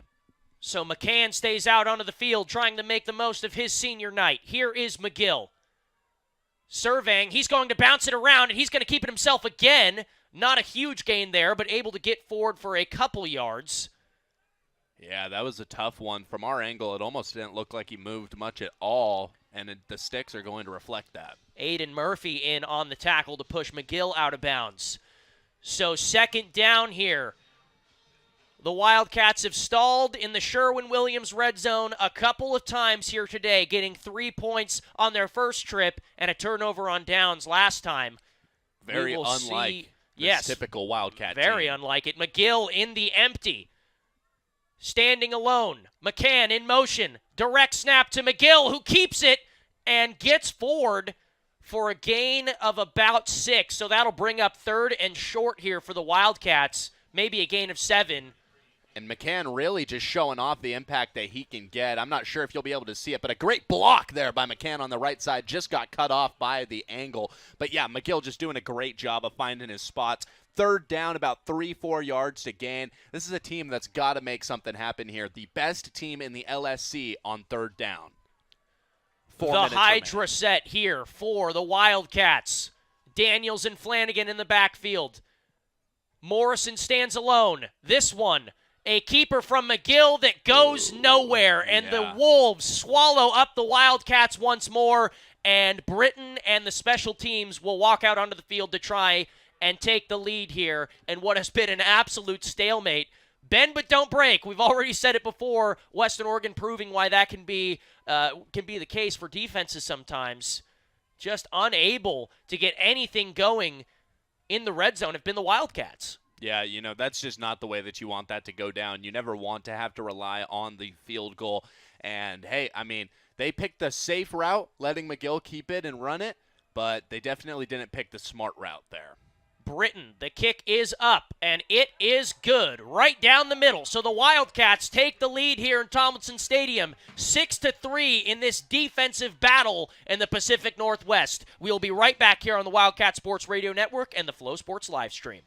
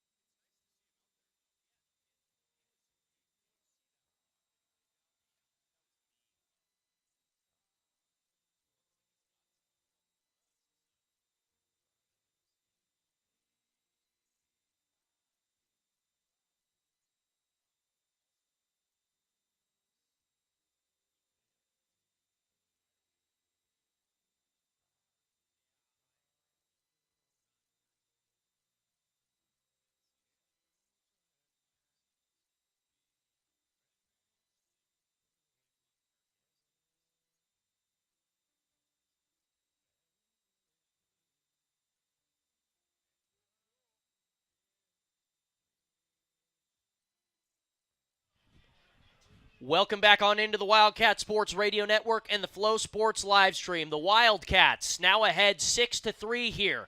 3 minutes and 23 seconds left to play here in the third. A game with implications like you've never seen before for the Wildcats right here tonight. Playoffs on the line. And this one has been an absolute defensive battle, you have to say. I personally thought that we'd see a lot more points on the board with the way that these two offenses play, but has not been the case. Very stout defense on both sides of the field tonight. The Wildcats just narrowly holding on to this lead. One big play could change the game as we near the fourth quarter. So the Wildcats to kick it off after the successful field goal from Britton, who is 2 for 2 tonight. Kick is away, and that one fielded by McAdoo. And he has a lane again, making a man miss, but gets leveled. Yeah, he takes a couple of hard hits on that one. But, Cash, that speed that he has coming out the back. Yeah, the Wildcats really need to pay attention to that. What are we doing if I'm honest, if I'm talking from the Western Oregon perspective, why are we not throwing bombs to that guy? Well, I tell you what, the speed is certainly there. We've seen him come in a couple of times so far today. Doesn't get a whole lot of involvement in the receiving game, You're right. But a very strong wide receiver core for Western Oregon, again, headed by Damon Hickok. And here is a Wildcat set that will be handed off to Sayer here. This one not fooling the Wildcats. And he is stopped for a gain of nothing right there. Yeah, the Western Oregon Wolves, the number 3 ranked rushing offense in the LSC. They go against the number 2 rushing defense in the league, and that's just not going to work so well. We've seen that throughout this matchup. Of course, as we did come into the third quarter of action, Western Oregon only having put together 6 rushing yards on the night. It's definitely a battle So Damon of defense. Hickok will stay in the backfield taking the direct snap. The wide receiver who we just mentioned earlier who will keep that one. Ooh. And he gets hit hard after a gain of about 4. Yeah, but he gets up. Hit. Yeah, that was a tough crack over the middle by the Wildcats. Tough young man here. You'll see it right about now. Yeah. Yeah, that's Tanner Volk, not the man you want to see coming up the gut to take you down. Yeah. But third down here as Gibson returns behind center. Hodge in motion. Here is Gibson. Gibson pressure all around him, and he will get brought down again. So the Wildcats defense stepping up big, and tonight that has been the story. Another 3-and-out forced by the Central Washington Wildcats. Ladies and gentlemen, let me tell you, this defense is coming alive in the second half. Bryson Indell will be credited with the sack, the linebacker for Central Washington, so a good blitz dialed up there by Torgerson. Just under $1:30 remaining here in the third quarter of action as this one's punted away. And that one is Great high punt. and will be fair caught by Cook around the 32-yard line. So McGill and company with a chance to extend this lead for the Wildcats as it is 6-3 here with 1:20 left to play in the third. Yeah, and Cash, you can't imagine that there's anything else but that on the mind of this offense. They're going to come out here and they're going to have a lot to work with. Like you said, $1:20 remaining here in the third quarter. They lead it by 3. If I'm Coach Fisk, the only thing I'm looking for here is to put some sort of points on the board, whether it be rushing the ball down into field goal territory, letting Britton kick that one in. He's the reigning special teams player of the week. He's on a hot streak. Last week, of course, he nailed 9 separate kicks. This week he's nailed 2. That's 11 straight for him. See what he can do. The handoff here to Flanagan will go forward for about a gain of 2. And that's going to get the clock rolling up once and again. Cash, what a team we have seen this year in terms of dominating the football when they've got the ball in their hands. Absolutely. They just do not let that one away. I mean, you want to look at both of these two teams. They just know how to keep it in their hands, and when they do let go of it, it's something different, that's for sure. Here is McGill. Flanagan stays in the game. Morrison in the slot. Malloy across the line. Cook in motion. This one, a fake jet sweep and a keeper from McGill. He's got some room to rumble, and he will go down after a gain of about 14. So the fake sweep to Cook opens up a lane for McGill. Yeah, and what a night we have seen from Kennedy McGill, using the legs more than anything, and he just really accepts contact when it comes to him. He's not one of those guys that shies away from it, and that's what you need with a rushing quarterback. You can't have a guy that's kind of going to be a little bit hesitant when he's rushing the football, especially when you get into that second zone where Kennedy McGill really thrives. And it looks like the Wildcats will let this clock tick down to 0, and that will end the third. So the fourth quarter, time for the game to get decided. We'll have coverage for you here soon on the Wildcat Sports Radio Network and the Flow Sports live stream.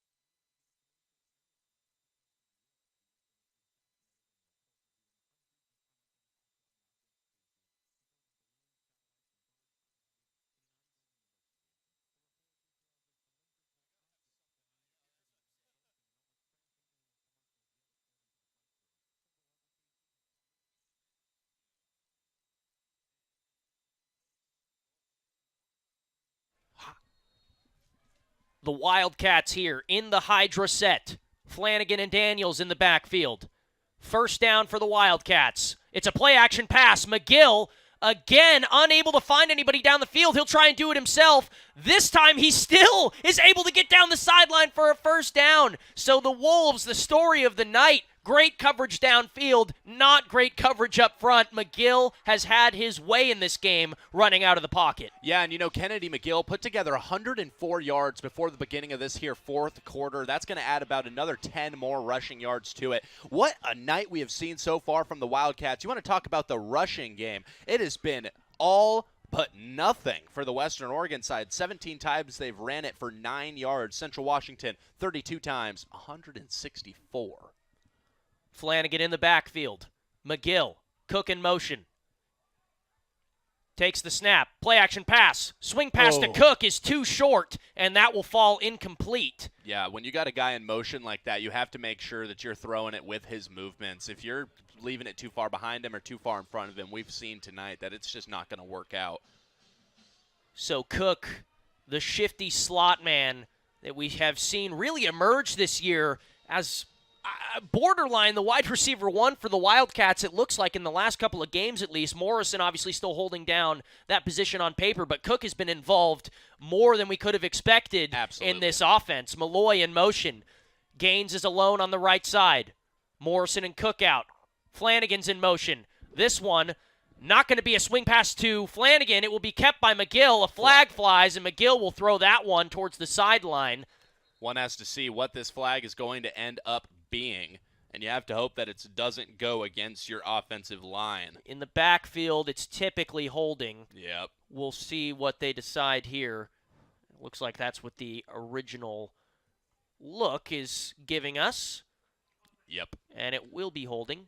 So a repeat, a second down on the horizons for your Wildcats. Yeah, you want to talk about Marcus Cook.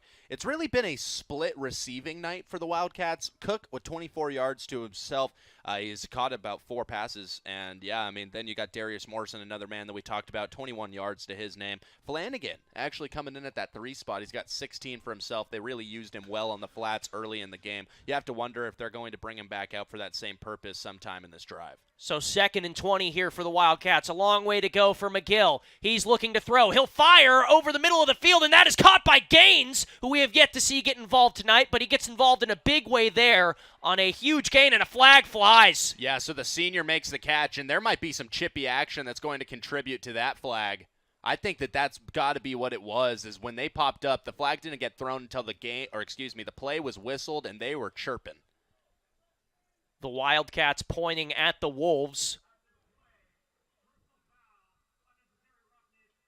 Wow, that's going to cost them unnecessary defense against Western Oregon, and you cannot afford that penalty right now. No, you cannot, and that was Darren Ulrich who will be tacked on for the penalty.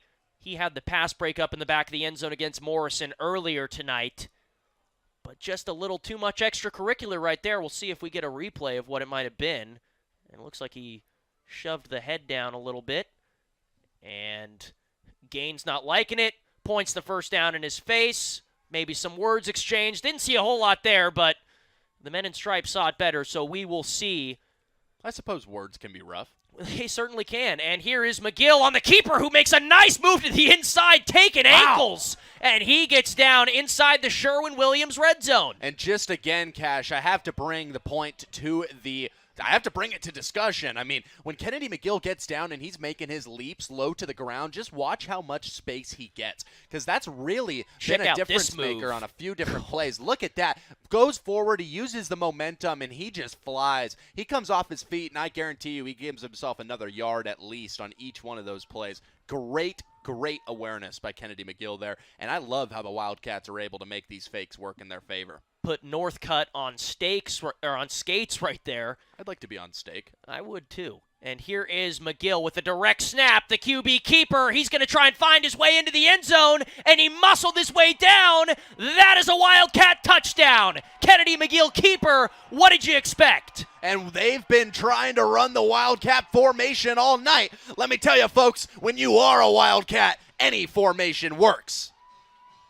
So 6 tacked on in what has been a slow game. The first touchdown on the board goes to the Wildcats, and a 2-possession lead in a game like this is invaluable. So Britton here to tack on the extra point. He's been perfect tonight with his 2 field goals. We'll see if he can add on here. And I don't know what the coaches told him at halftime, but if you can put it in a bottle, I'll buy your full supply. This team is running on, I don't even know, but it's efficient. I'll tell you that much. Britton's kick is up, and it is good. So the Wildcats go ahead 13-3 here in the battle, and a Kirkenblaw flag flies after the play. Now, how do you assess a penalty on a point after? Again, it looks like it might have been after the play.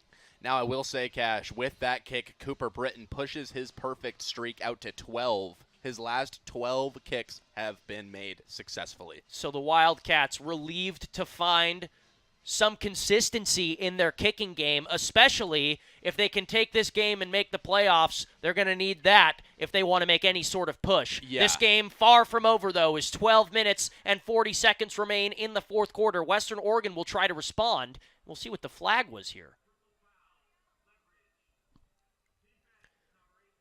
So a leverage call there. On the defense. Oh, yeah. That's Interesting. Very odd. Leverage call there on Liu foul. Huh. Well. So that'll be tacked on to the kick, which will come here shortly. We will be right back here on the Wildcat Sports Radio Network.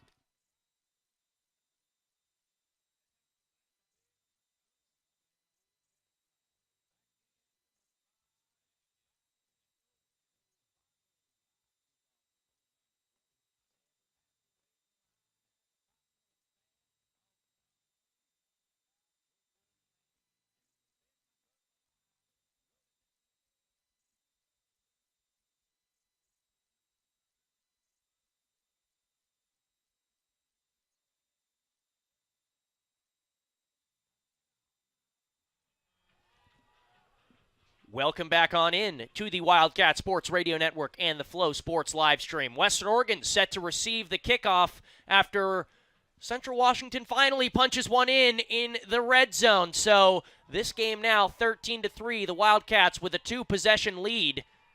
And they seem to have accepted the penalty to bring the kick closer. So not wanting to give McAdoo a whole lot of room to work with. We've talked about he looks like he's ready to break one free. Yeah. He's looked dangerous on the last couple of returns. The Wildcats probably wanting to send this one just out of the back of the end zone. Yeah, he's had 3 returns for 84 yards tonight, so definitely a guy that you want to keep on wraps as they turn it over to the Michael Gibson III led offense. And this one not kicked out of the back of the end zone, but not sent to McAdoo either. That one, they're going to call that. They're going to blow that one dead. Apparently it was a... What? So it'll be placed at the 25-yard line. So I suppose it's a touchback? I guess so. Maybe he fair caught it. I'm not sure, but it looked like he was running out like he didn't. Yeah. So interesting there. Don't know about that one. Not quite sure what happened there, but the penalty. The men in did not stripes help know out the Wildcats. rules a whole lot better than we do. That's true. Now, I will say the Wildcats did not do a great job of using the penalty there, though. It has to be odd to have the spot of the kick moved if you are the kicker for the Wildcats. Right, yeah. You've got to think. Maybe wasn't the plan to punch it out of the back of the end zone regardless, but here is Gibson.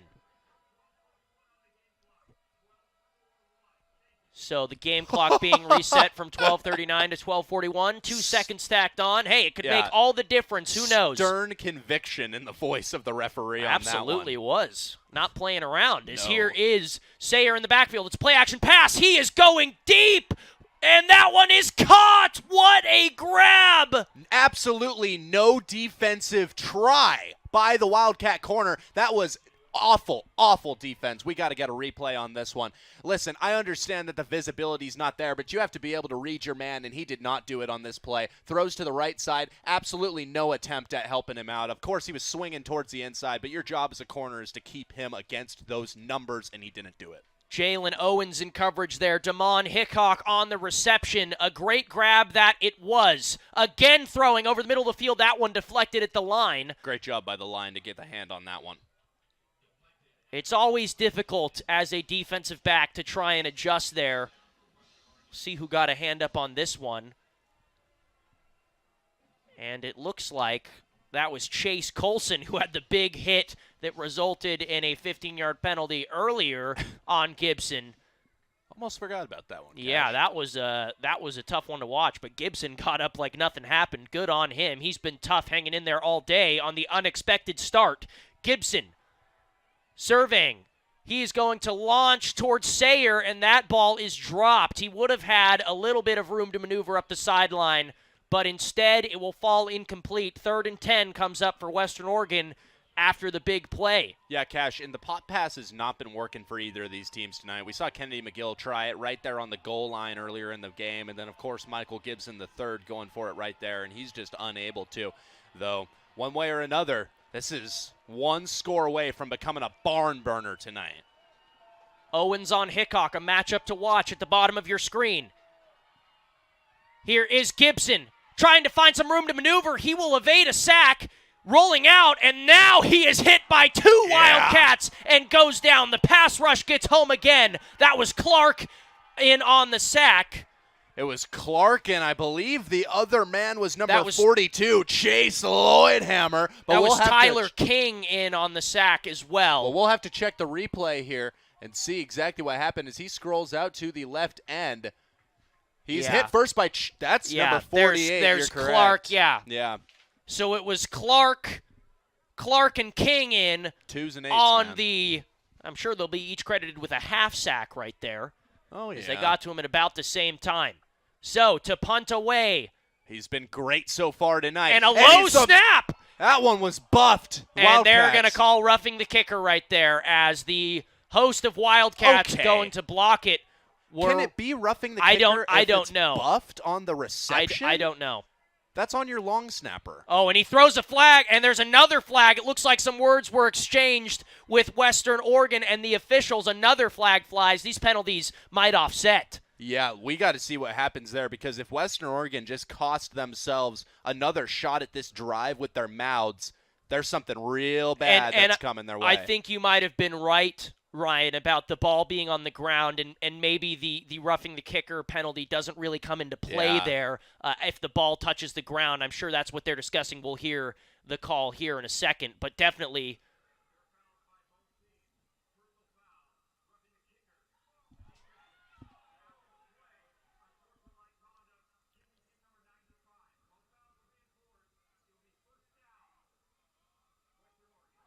so it gives Western Oregon the first down because the penalty happened after the play. So roughing the kicker comes into effect first. The unsportsmanlike conduct penalty for talking to the officials on Western Oregon will be enforced after that. So still a fresh set of downs for Western Oregon.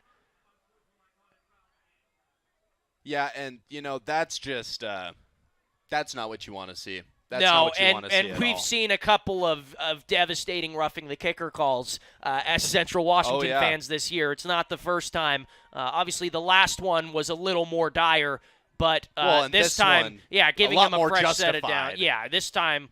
That was what you had to do on that play. When just when the unlucky. Punter picks it up off the ground, you hit him. Weird play. Here is Gibson with the direct snap, and he is swallowed up quickly. And a shoulder to the helmet as he goes down hard, and the Wildcats swarm in. You've got to think they're angry after that call. Yeah, I mean, I think that you've got to be angry after something like that. Not only that, but if you're not angry, you're not in the right mindset. This is a Wildcat team that wants to take everything that they can, and if you don't have it available, they're going to convince you somehow. That was a great play by the Wildcat defense as we get closer to 10 minutes remaining in this matchup. Dominic Weberg was in on the tackle there. He's been great. Rolling out to the weak side. Pressure in his face. Gibson will launch up towards Hickok, and that one is incomplete. And a flag is down. So another flag, and this Tomlinson Stadium crowd is not liking it. Again, Gibson goes down hard. Could be another roughing the passer penalty. You've got to be kidding. So the Wildcats, again, on third down, will give a fresh set of downs to Western Oregon, and just shooting themselves in the foot with these penalties have been the Wildcats. He's not getting hit late, though. I don't understand what we're calling it doesn't necessarily have to be late. There's been a lot of new rules to protect the quarterback. We'll see here on the replay. It looks like it might have been a little helmet-to-helmet. Again, there's been a lot of controversy around the new roughing the passer calls. That one wasn't clear and obvious to me. Again, we didn't have a great view from up here. But a devastating penalty for the Wildcats that they'll try to recover from. And another flag on the play. Looks like it might have been a false start on Western Oregon, and it was. So this is just really a sloppy football game being played by both teams. The Wildcat defense has not been able to control themselves tonight. The Wildcat special teams has not been able to control themselves tonight. Luckily, the Western Oregon offense has not been able to control themselves tonight. They got to shut their mouths, and they've got to stop talking to these referees. Above that, the false start is not something you can accept here in the fourth quarter. If you are Western Oregon, you have to be on your best behavior. So sloppy play has been the name of the game this drive on both sides. Hickok with the direct snap. Again, we've seen this before. This time, nothing to it as the Wildcats once again wrestle him down. and that was Colson in on the tackle again. Hey, and you know something that you have to note, the Wildcats have been so great the play after committing a penalty or seeing one on the other end. They've done just such a good job not letting it affect themselves, coming out and just continuing to play their brand of football. This Wildcat defense doing so good between the letters. They got to seal this one away. This drive is hurting on both ends. So Gibson in the shotgun, 2nd and long here. Gibson looking to throw. He'll fire towards the sideline. That one is incomplete. Once again, intended for Edey. Inches from disaster there if you are Gibson. I mean, I think he placed it exactly where he was looking to as we turn to the replay. Fires for that left sideline and just a hair away. I mean, that's kind of where you want that throw to be, though. I think a good job by Michael Gibson III there. So this Tomlinson Stadium crowd getting rowdy here. 3rd and long for Western Oregon. And here is Gibson surveying, extending the play with his legs. He's going to keep going and fire towards the sideline. That one is incomplete. So great defensive effort there by the Wildcats to knock that one away, and it brings up 4th down for Western Oregon. Do you think they're in field goal position, Cash? I'm not exactly sure, but Keaton Emmett has looked great so far this year. This is about where we saw them attempt that long one from before. And if my memory serves me right, they've only kicked one tonight. And it has been a great battle all day between Jalen Owens and Hickok. Owens getting one back there. It will be a punt from Western Oregon, not wanting to try the field goal. They want to play field position. So the Wildcats, a dangerous team to give the ball back to when they want to run some clock out. Western Oregon will do that, and there is a timeout on the field, so they'll have some time to think this one over, and we'll be right back here on the Wildcat Sports Radio Network.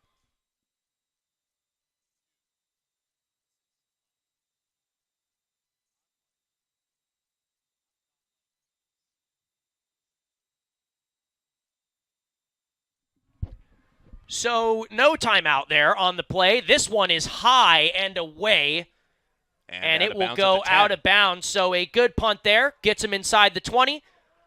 This is not where you want the ball to be in the hands of the Wildcats if you are the Wolves. Ladies and gentlemen, 13-3 your score right now. It is a 2-score matchup. 9 minutes, 21 seconds on the clock. And I've got to tell you, I mean, at this point in time, if you are the Wolves, you can't let the run game for the Wildcats come out. And you don't have a lot of control over that right now. No, you don't. And you were talking earlier, Ryan, about the time of possession that the Wildcats have had. Western Oregon, second in the LSC in time of possession, with a large margin between them and the Cats. Yeah, let me tell you, Cash, it's been an insane season for the Wildcats in terms of time of possession. We'll bring it up once more. Folks, Western Oregon, as previously mentioned, second in terms of time of possession in the LSC. A pretty solid 312 minutes and 19 seconds to their name.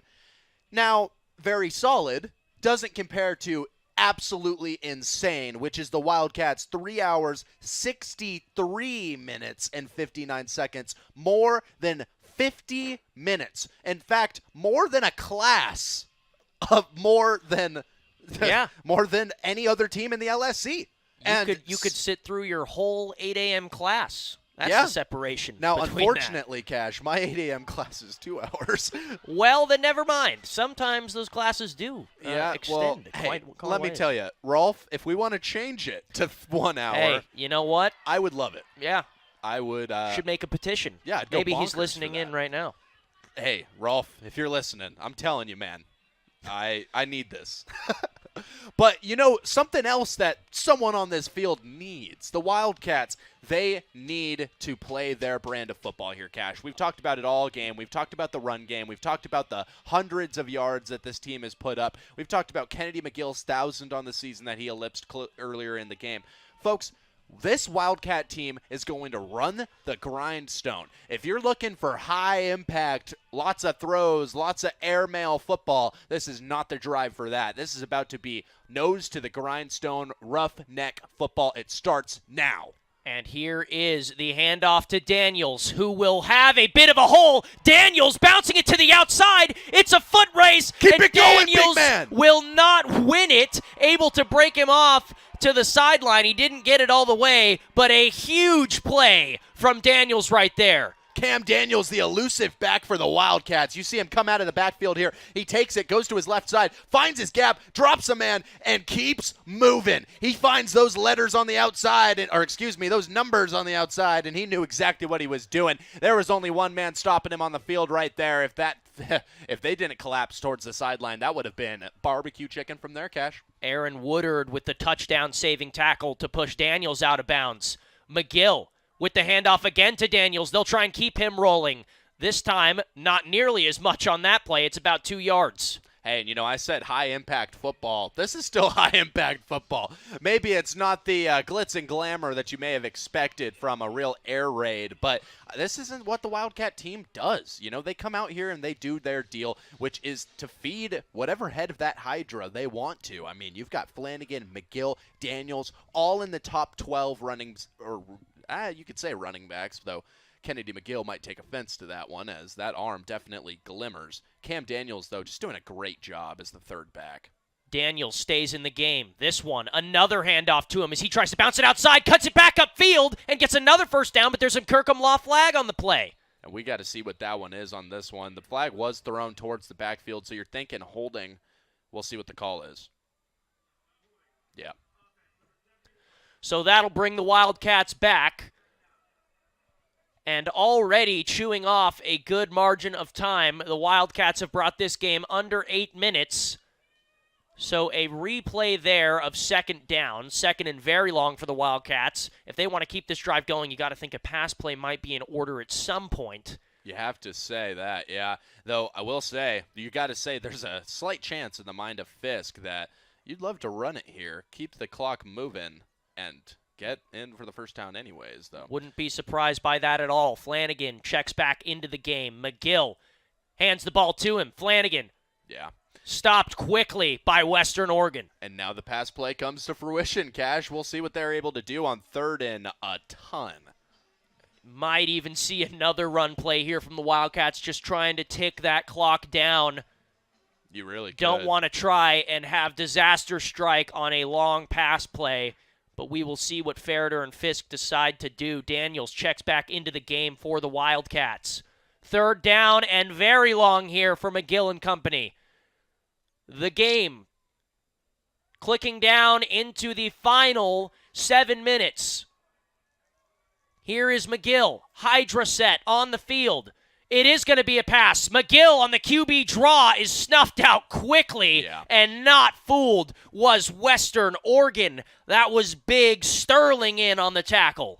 So they're going to be able to bring it down to about 6 minutes and 5 seconds on the clock here if they were to run it all the way down. Now, not what you wanted if you are the Wildcats, but at the same time, you kind of have to imagine it was. You know, they just wanted to keep that clock moving like you were talking about, Cash. We talked about the time of possession that this team just commands in the league. They want to command it against their opponent every single night. They've done so up until this point, and that's exactly what we just saw on that drive. So the Wildcats to punt this one away. Western Oregon, desperation time is nearing. This one is high and short, and that one will take an unfavorable bounce for the Wildcats, and they'll down it about the 34-yard line. So Gibson and Western Oregon with a chance to get this one a little closer. Still plenty of time left to play here. And Western Oregon, who has been unable to get anything going on offense, sustainably at least, coming out onto the field and hoping to change that. Wow. What a matchup we've seen here tonight, Cash. We talked about it before the game started. Not the way that we predicted it to go, but what a pleasant surprise. It's been a barn burner tonight, Cash. And I mean, obviously you add another score in there and the tempers are going to flare even more, but it's just been a great game by both of these two PNW teams. And here is a play-action pass, and once again, the Wildcat pressure takes down Gibson. Absolutely no flags to be seen. That was the cleanest sack of the game for the Wildcats. Michael Westbrook Jr. in on the sack. So everybody getting involved in the backfield for the Wildcats. Bringing him down. Sorry, that was Josiah Cochran. Cochran's been so good so far this season. You know, I saw the 9, and I thought it was a 6. So hey, it happens. A long throw down the field. There was a little bit of grabbing right there. No flag to show for it. Hickok was the target, and it is incomplete. I have to ask you, Cash. Is Yeah, it still we've bad seen, play yeah, if you get away with it every time? Well, we've seen, and yeah, Look you at can that. see a little tug on the jersey there. I'm surprised that one didn't get called. Yeah, that was right in front of the referee's face, that too. was Jalen Weber in coverage on Hickok. And that ain't the first time, folks. Hit the rewind button. You'll see it. Jalen Owens on Edie, a size mismatch at the bottom of your screen to watch. And it will go over the middle, and that one reeled in, but not for a whole lot there. Yeah, that was Smalley on the reception on the drag route, and already for Western Oregon, it is 4th down. They'll have to punt this football away. Yeah, and, getting rid of the ball quick and finding your man immediately just seemed like it was going to be the best route there. But when you're down with that much yardage to gain, it's a tough one no matter what. Now, of course, they'll bring out the iron leg of their punter once more as he looks to to knock this one away.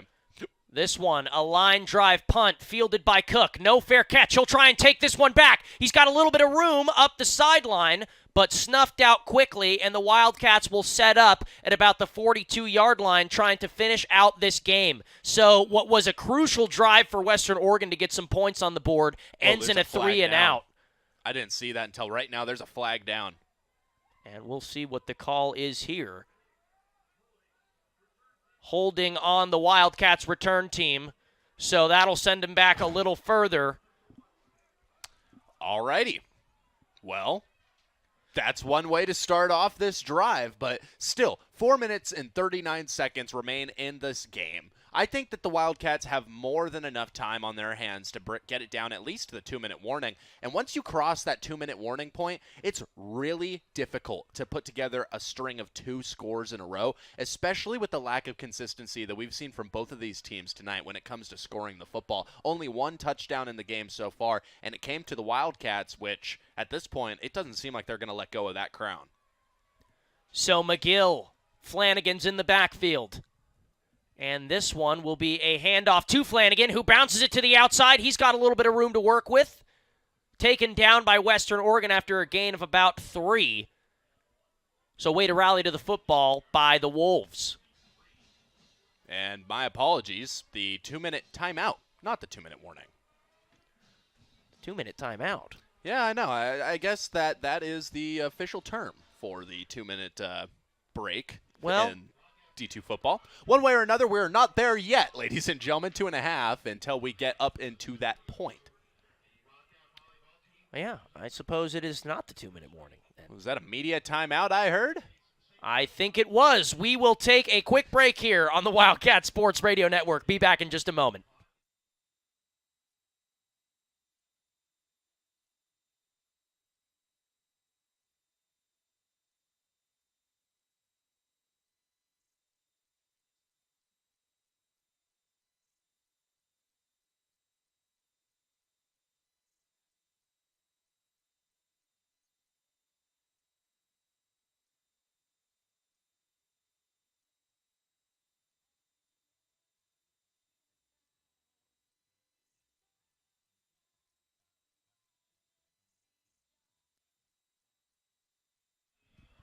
Welcome back on into the Wildcat Sports Radio Network.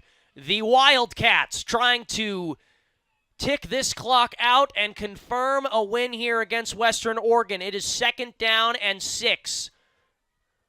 McGill in the shotgun. This one kept by McGill. McGill running, and he's got some room, and he's got a 1st down, stays in bounds. That clock will keep running, and it's a new set of down for the Wildcats. Worst case scenario there for Western Oregon. Yeah, and Cash, I hate to bring another sport comparison into this, but what we've reached right now is the final stages of a basketball game. You've got under a minute left, and Western Oregon is fouling the Wildcats, sending them to the free throw line. With every rush that they're able to successfully pull off, they're knocking enough time off of that they're knocking another nail into the coffin every time. The Wildcat offensive strategy here is hold on to the football and run. So no rush here for McGill and company. This one handed off to Flanagan, who's trying to bounce it to the outside. He'll cut it up and get a solid gain on the play of about 5. The clock keeps running. And looks like a timeout.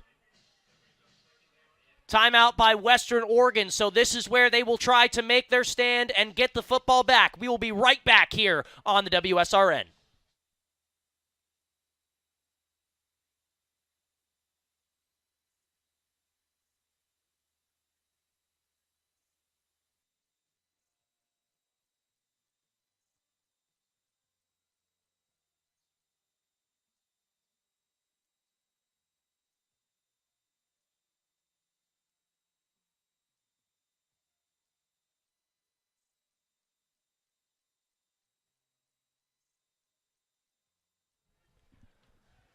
Crunch time here in Tomlinson Stadium at Steve Hertling Field.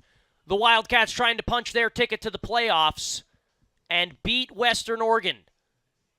Long-standing rivals, these two. They have some bad blood. We've seen it a couple times here today. Not just in football. This is a rivalry that spans sports. And Central Washington trying to put the nail in the coffin here. Yes. Second down after a Western Oregon timeout. They are trying to make a stand and get the football back. Here is McGill. Flanagan is behind him. The snap. It is a keeper from Flanagan. Sorry, a handoff there, and that will be a gain of about 3. And another timeout by Western Oregon. So, big third down. Can they make a stand and get the football back? We will find out here in just a moment.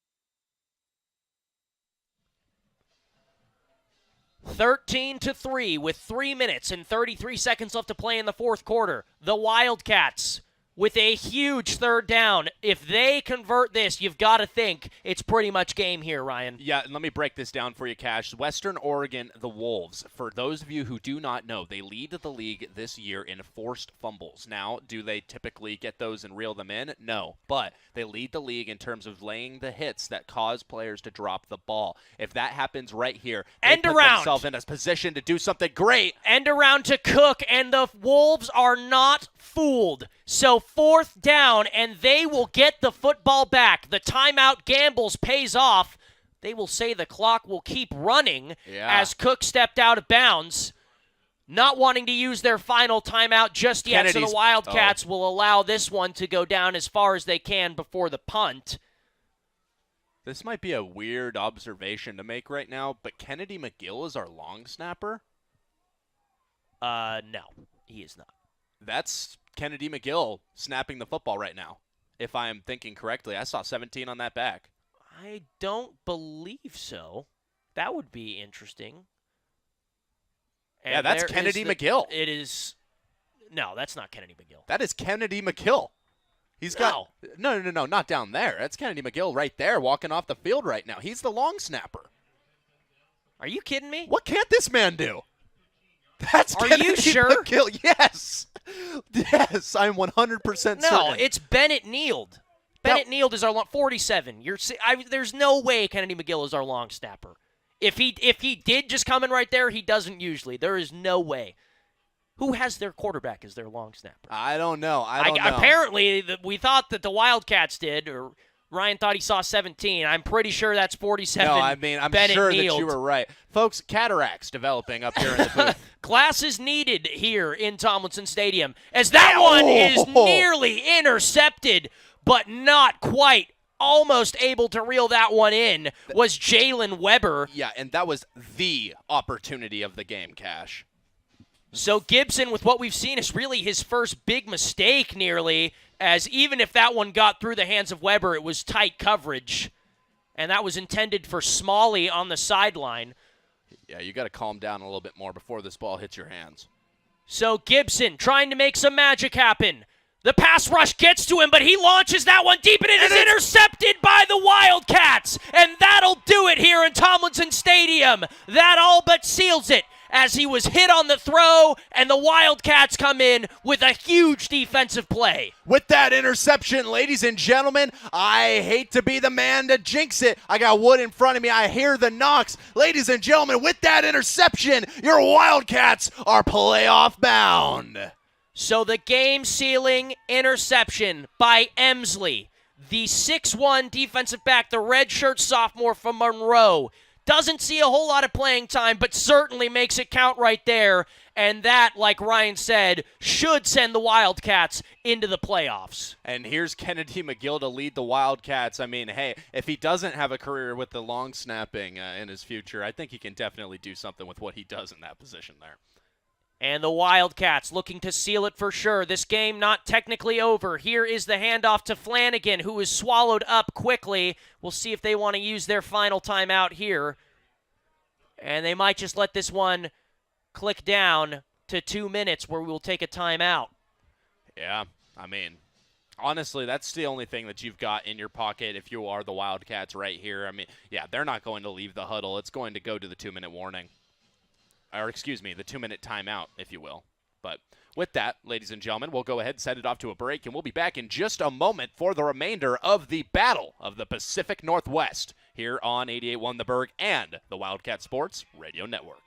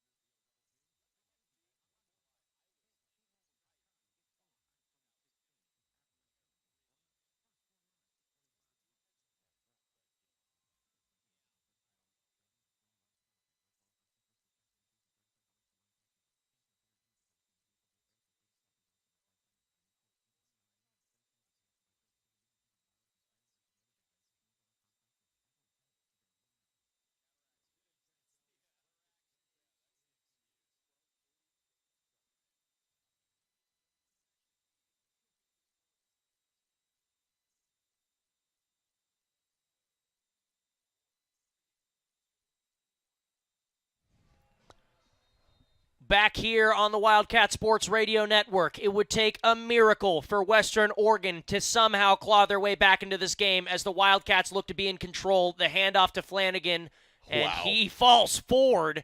Not quite for the first down, but almost, and that clock keeps tipping down. Yeah, about 7 yards on that play. That's just great, inspiring rushing, if you ask me. Yeah, Flanagan with the second effort, just keeping the legs driving and moving forward. A first down here ends the game for good. But again, even with a stop here, not a whole lot of time left in a two-possession game. Western Oregon would need help from forces beyond comprehension to take this one back into their own hands. Kennedy McGill trying to seal the game and potentially a Wildcat playoff berth. Flanagan, they hand it to him, and he will not get there, so it brings up fourth down, and the last gasp of Western Oregon is coming up here soon. And, hey, I hate to be the bearer of interesting news, but there's going to be at least 20 seconds on the clock here. The Wildcats will be punting. Who do you think they're punting it to, Cash? Ryan, it looks like that offense is staying out on the field. So the Wildcats might want to just clinch this one. They might take a timeout and then send the punting team on. You got to think going for it here doesn't really make a whole lot of sense. Right. But again, borderline no time left for Western Oregon. They are out of timeouts. And it'll be with and 28. The Wildcats will take the timeout here with 28 seconds left. The punting team will come out. And, Ryan, this has been a slugfest of a game. Western Oregon came in. Their defense did what they needed to do for the most part, but the offense just unable to get any momentum for Western Oregon today. Yeah, Cash, let me tell you, our discussions before the game started really ended up holding true. We talked about how Western Oregon was going to try to run the football. They really had to try and run the football, and they just were never able to get it going. I mean, there's a couple of times where we saw the direct snaps. We saw the Wildcat formation. We saw their quarterback trying to make things happen. It was not for lack of trying that Western Oregon wasn't able to put together a solid run game. It was simply because this Wildcat defense is the best in the LSC. Now, let me tell you, if you want to talk about specifics, you want to break it down to the nitty-gritty, you want to talk about where this Wildcat defense excels, they excel with the run game. You want to look at a team that excels with the pass defense, you can look at Angelo State. But this is a team that's going to shut down your run at the line. They're not going to allow yardage, and that should really shine through. Ladies and gentlemen, 9 yards rushing on the night coming into this quarter for the Wolves. Rushing has been their specialty. Simpson to return. It's a botched punt, and Stewart will have to keep it himself, and he is going to kick that one away for Simpson, who fields it down. And honestly, it probably turns out better for the Wildcats as more time goes off the clock. So an unbelievable play by Stewart to keep that alive and get the punt off.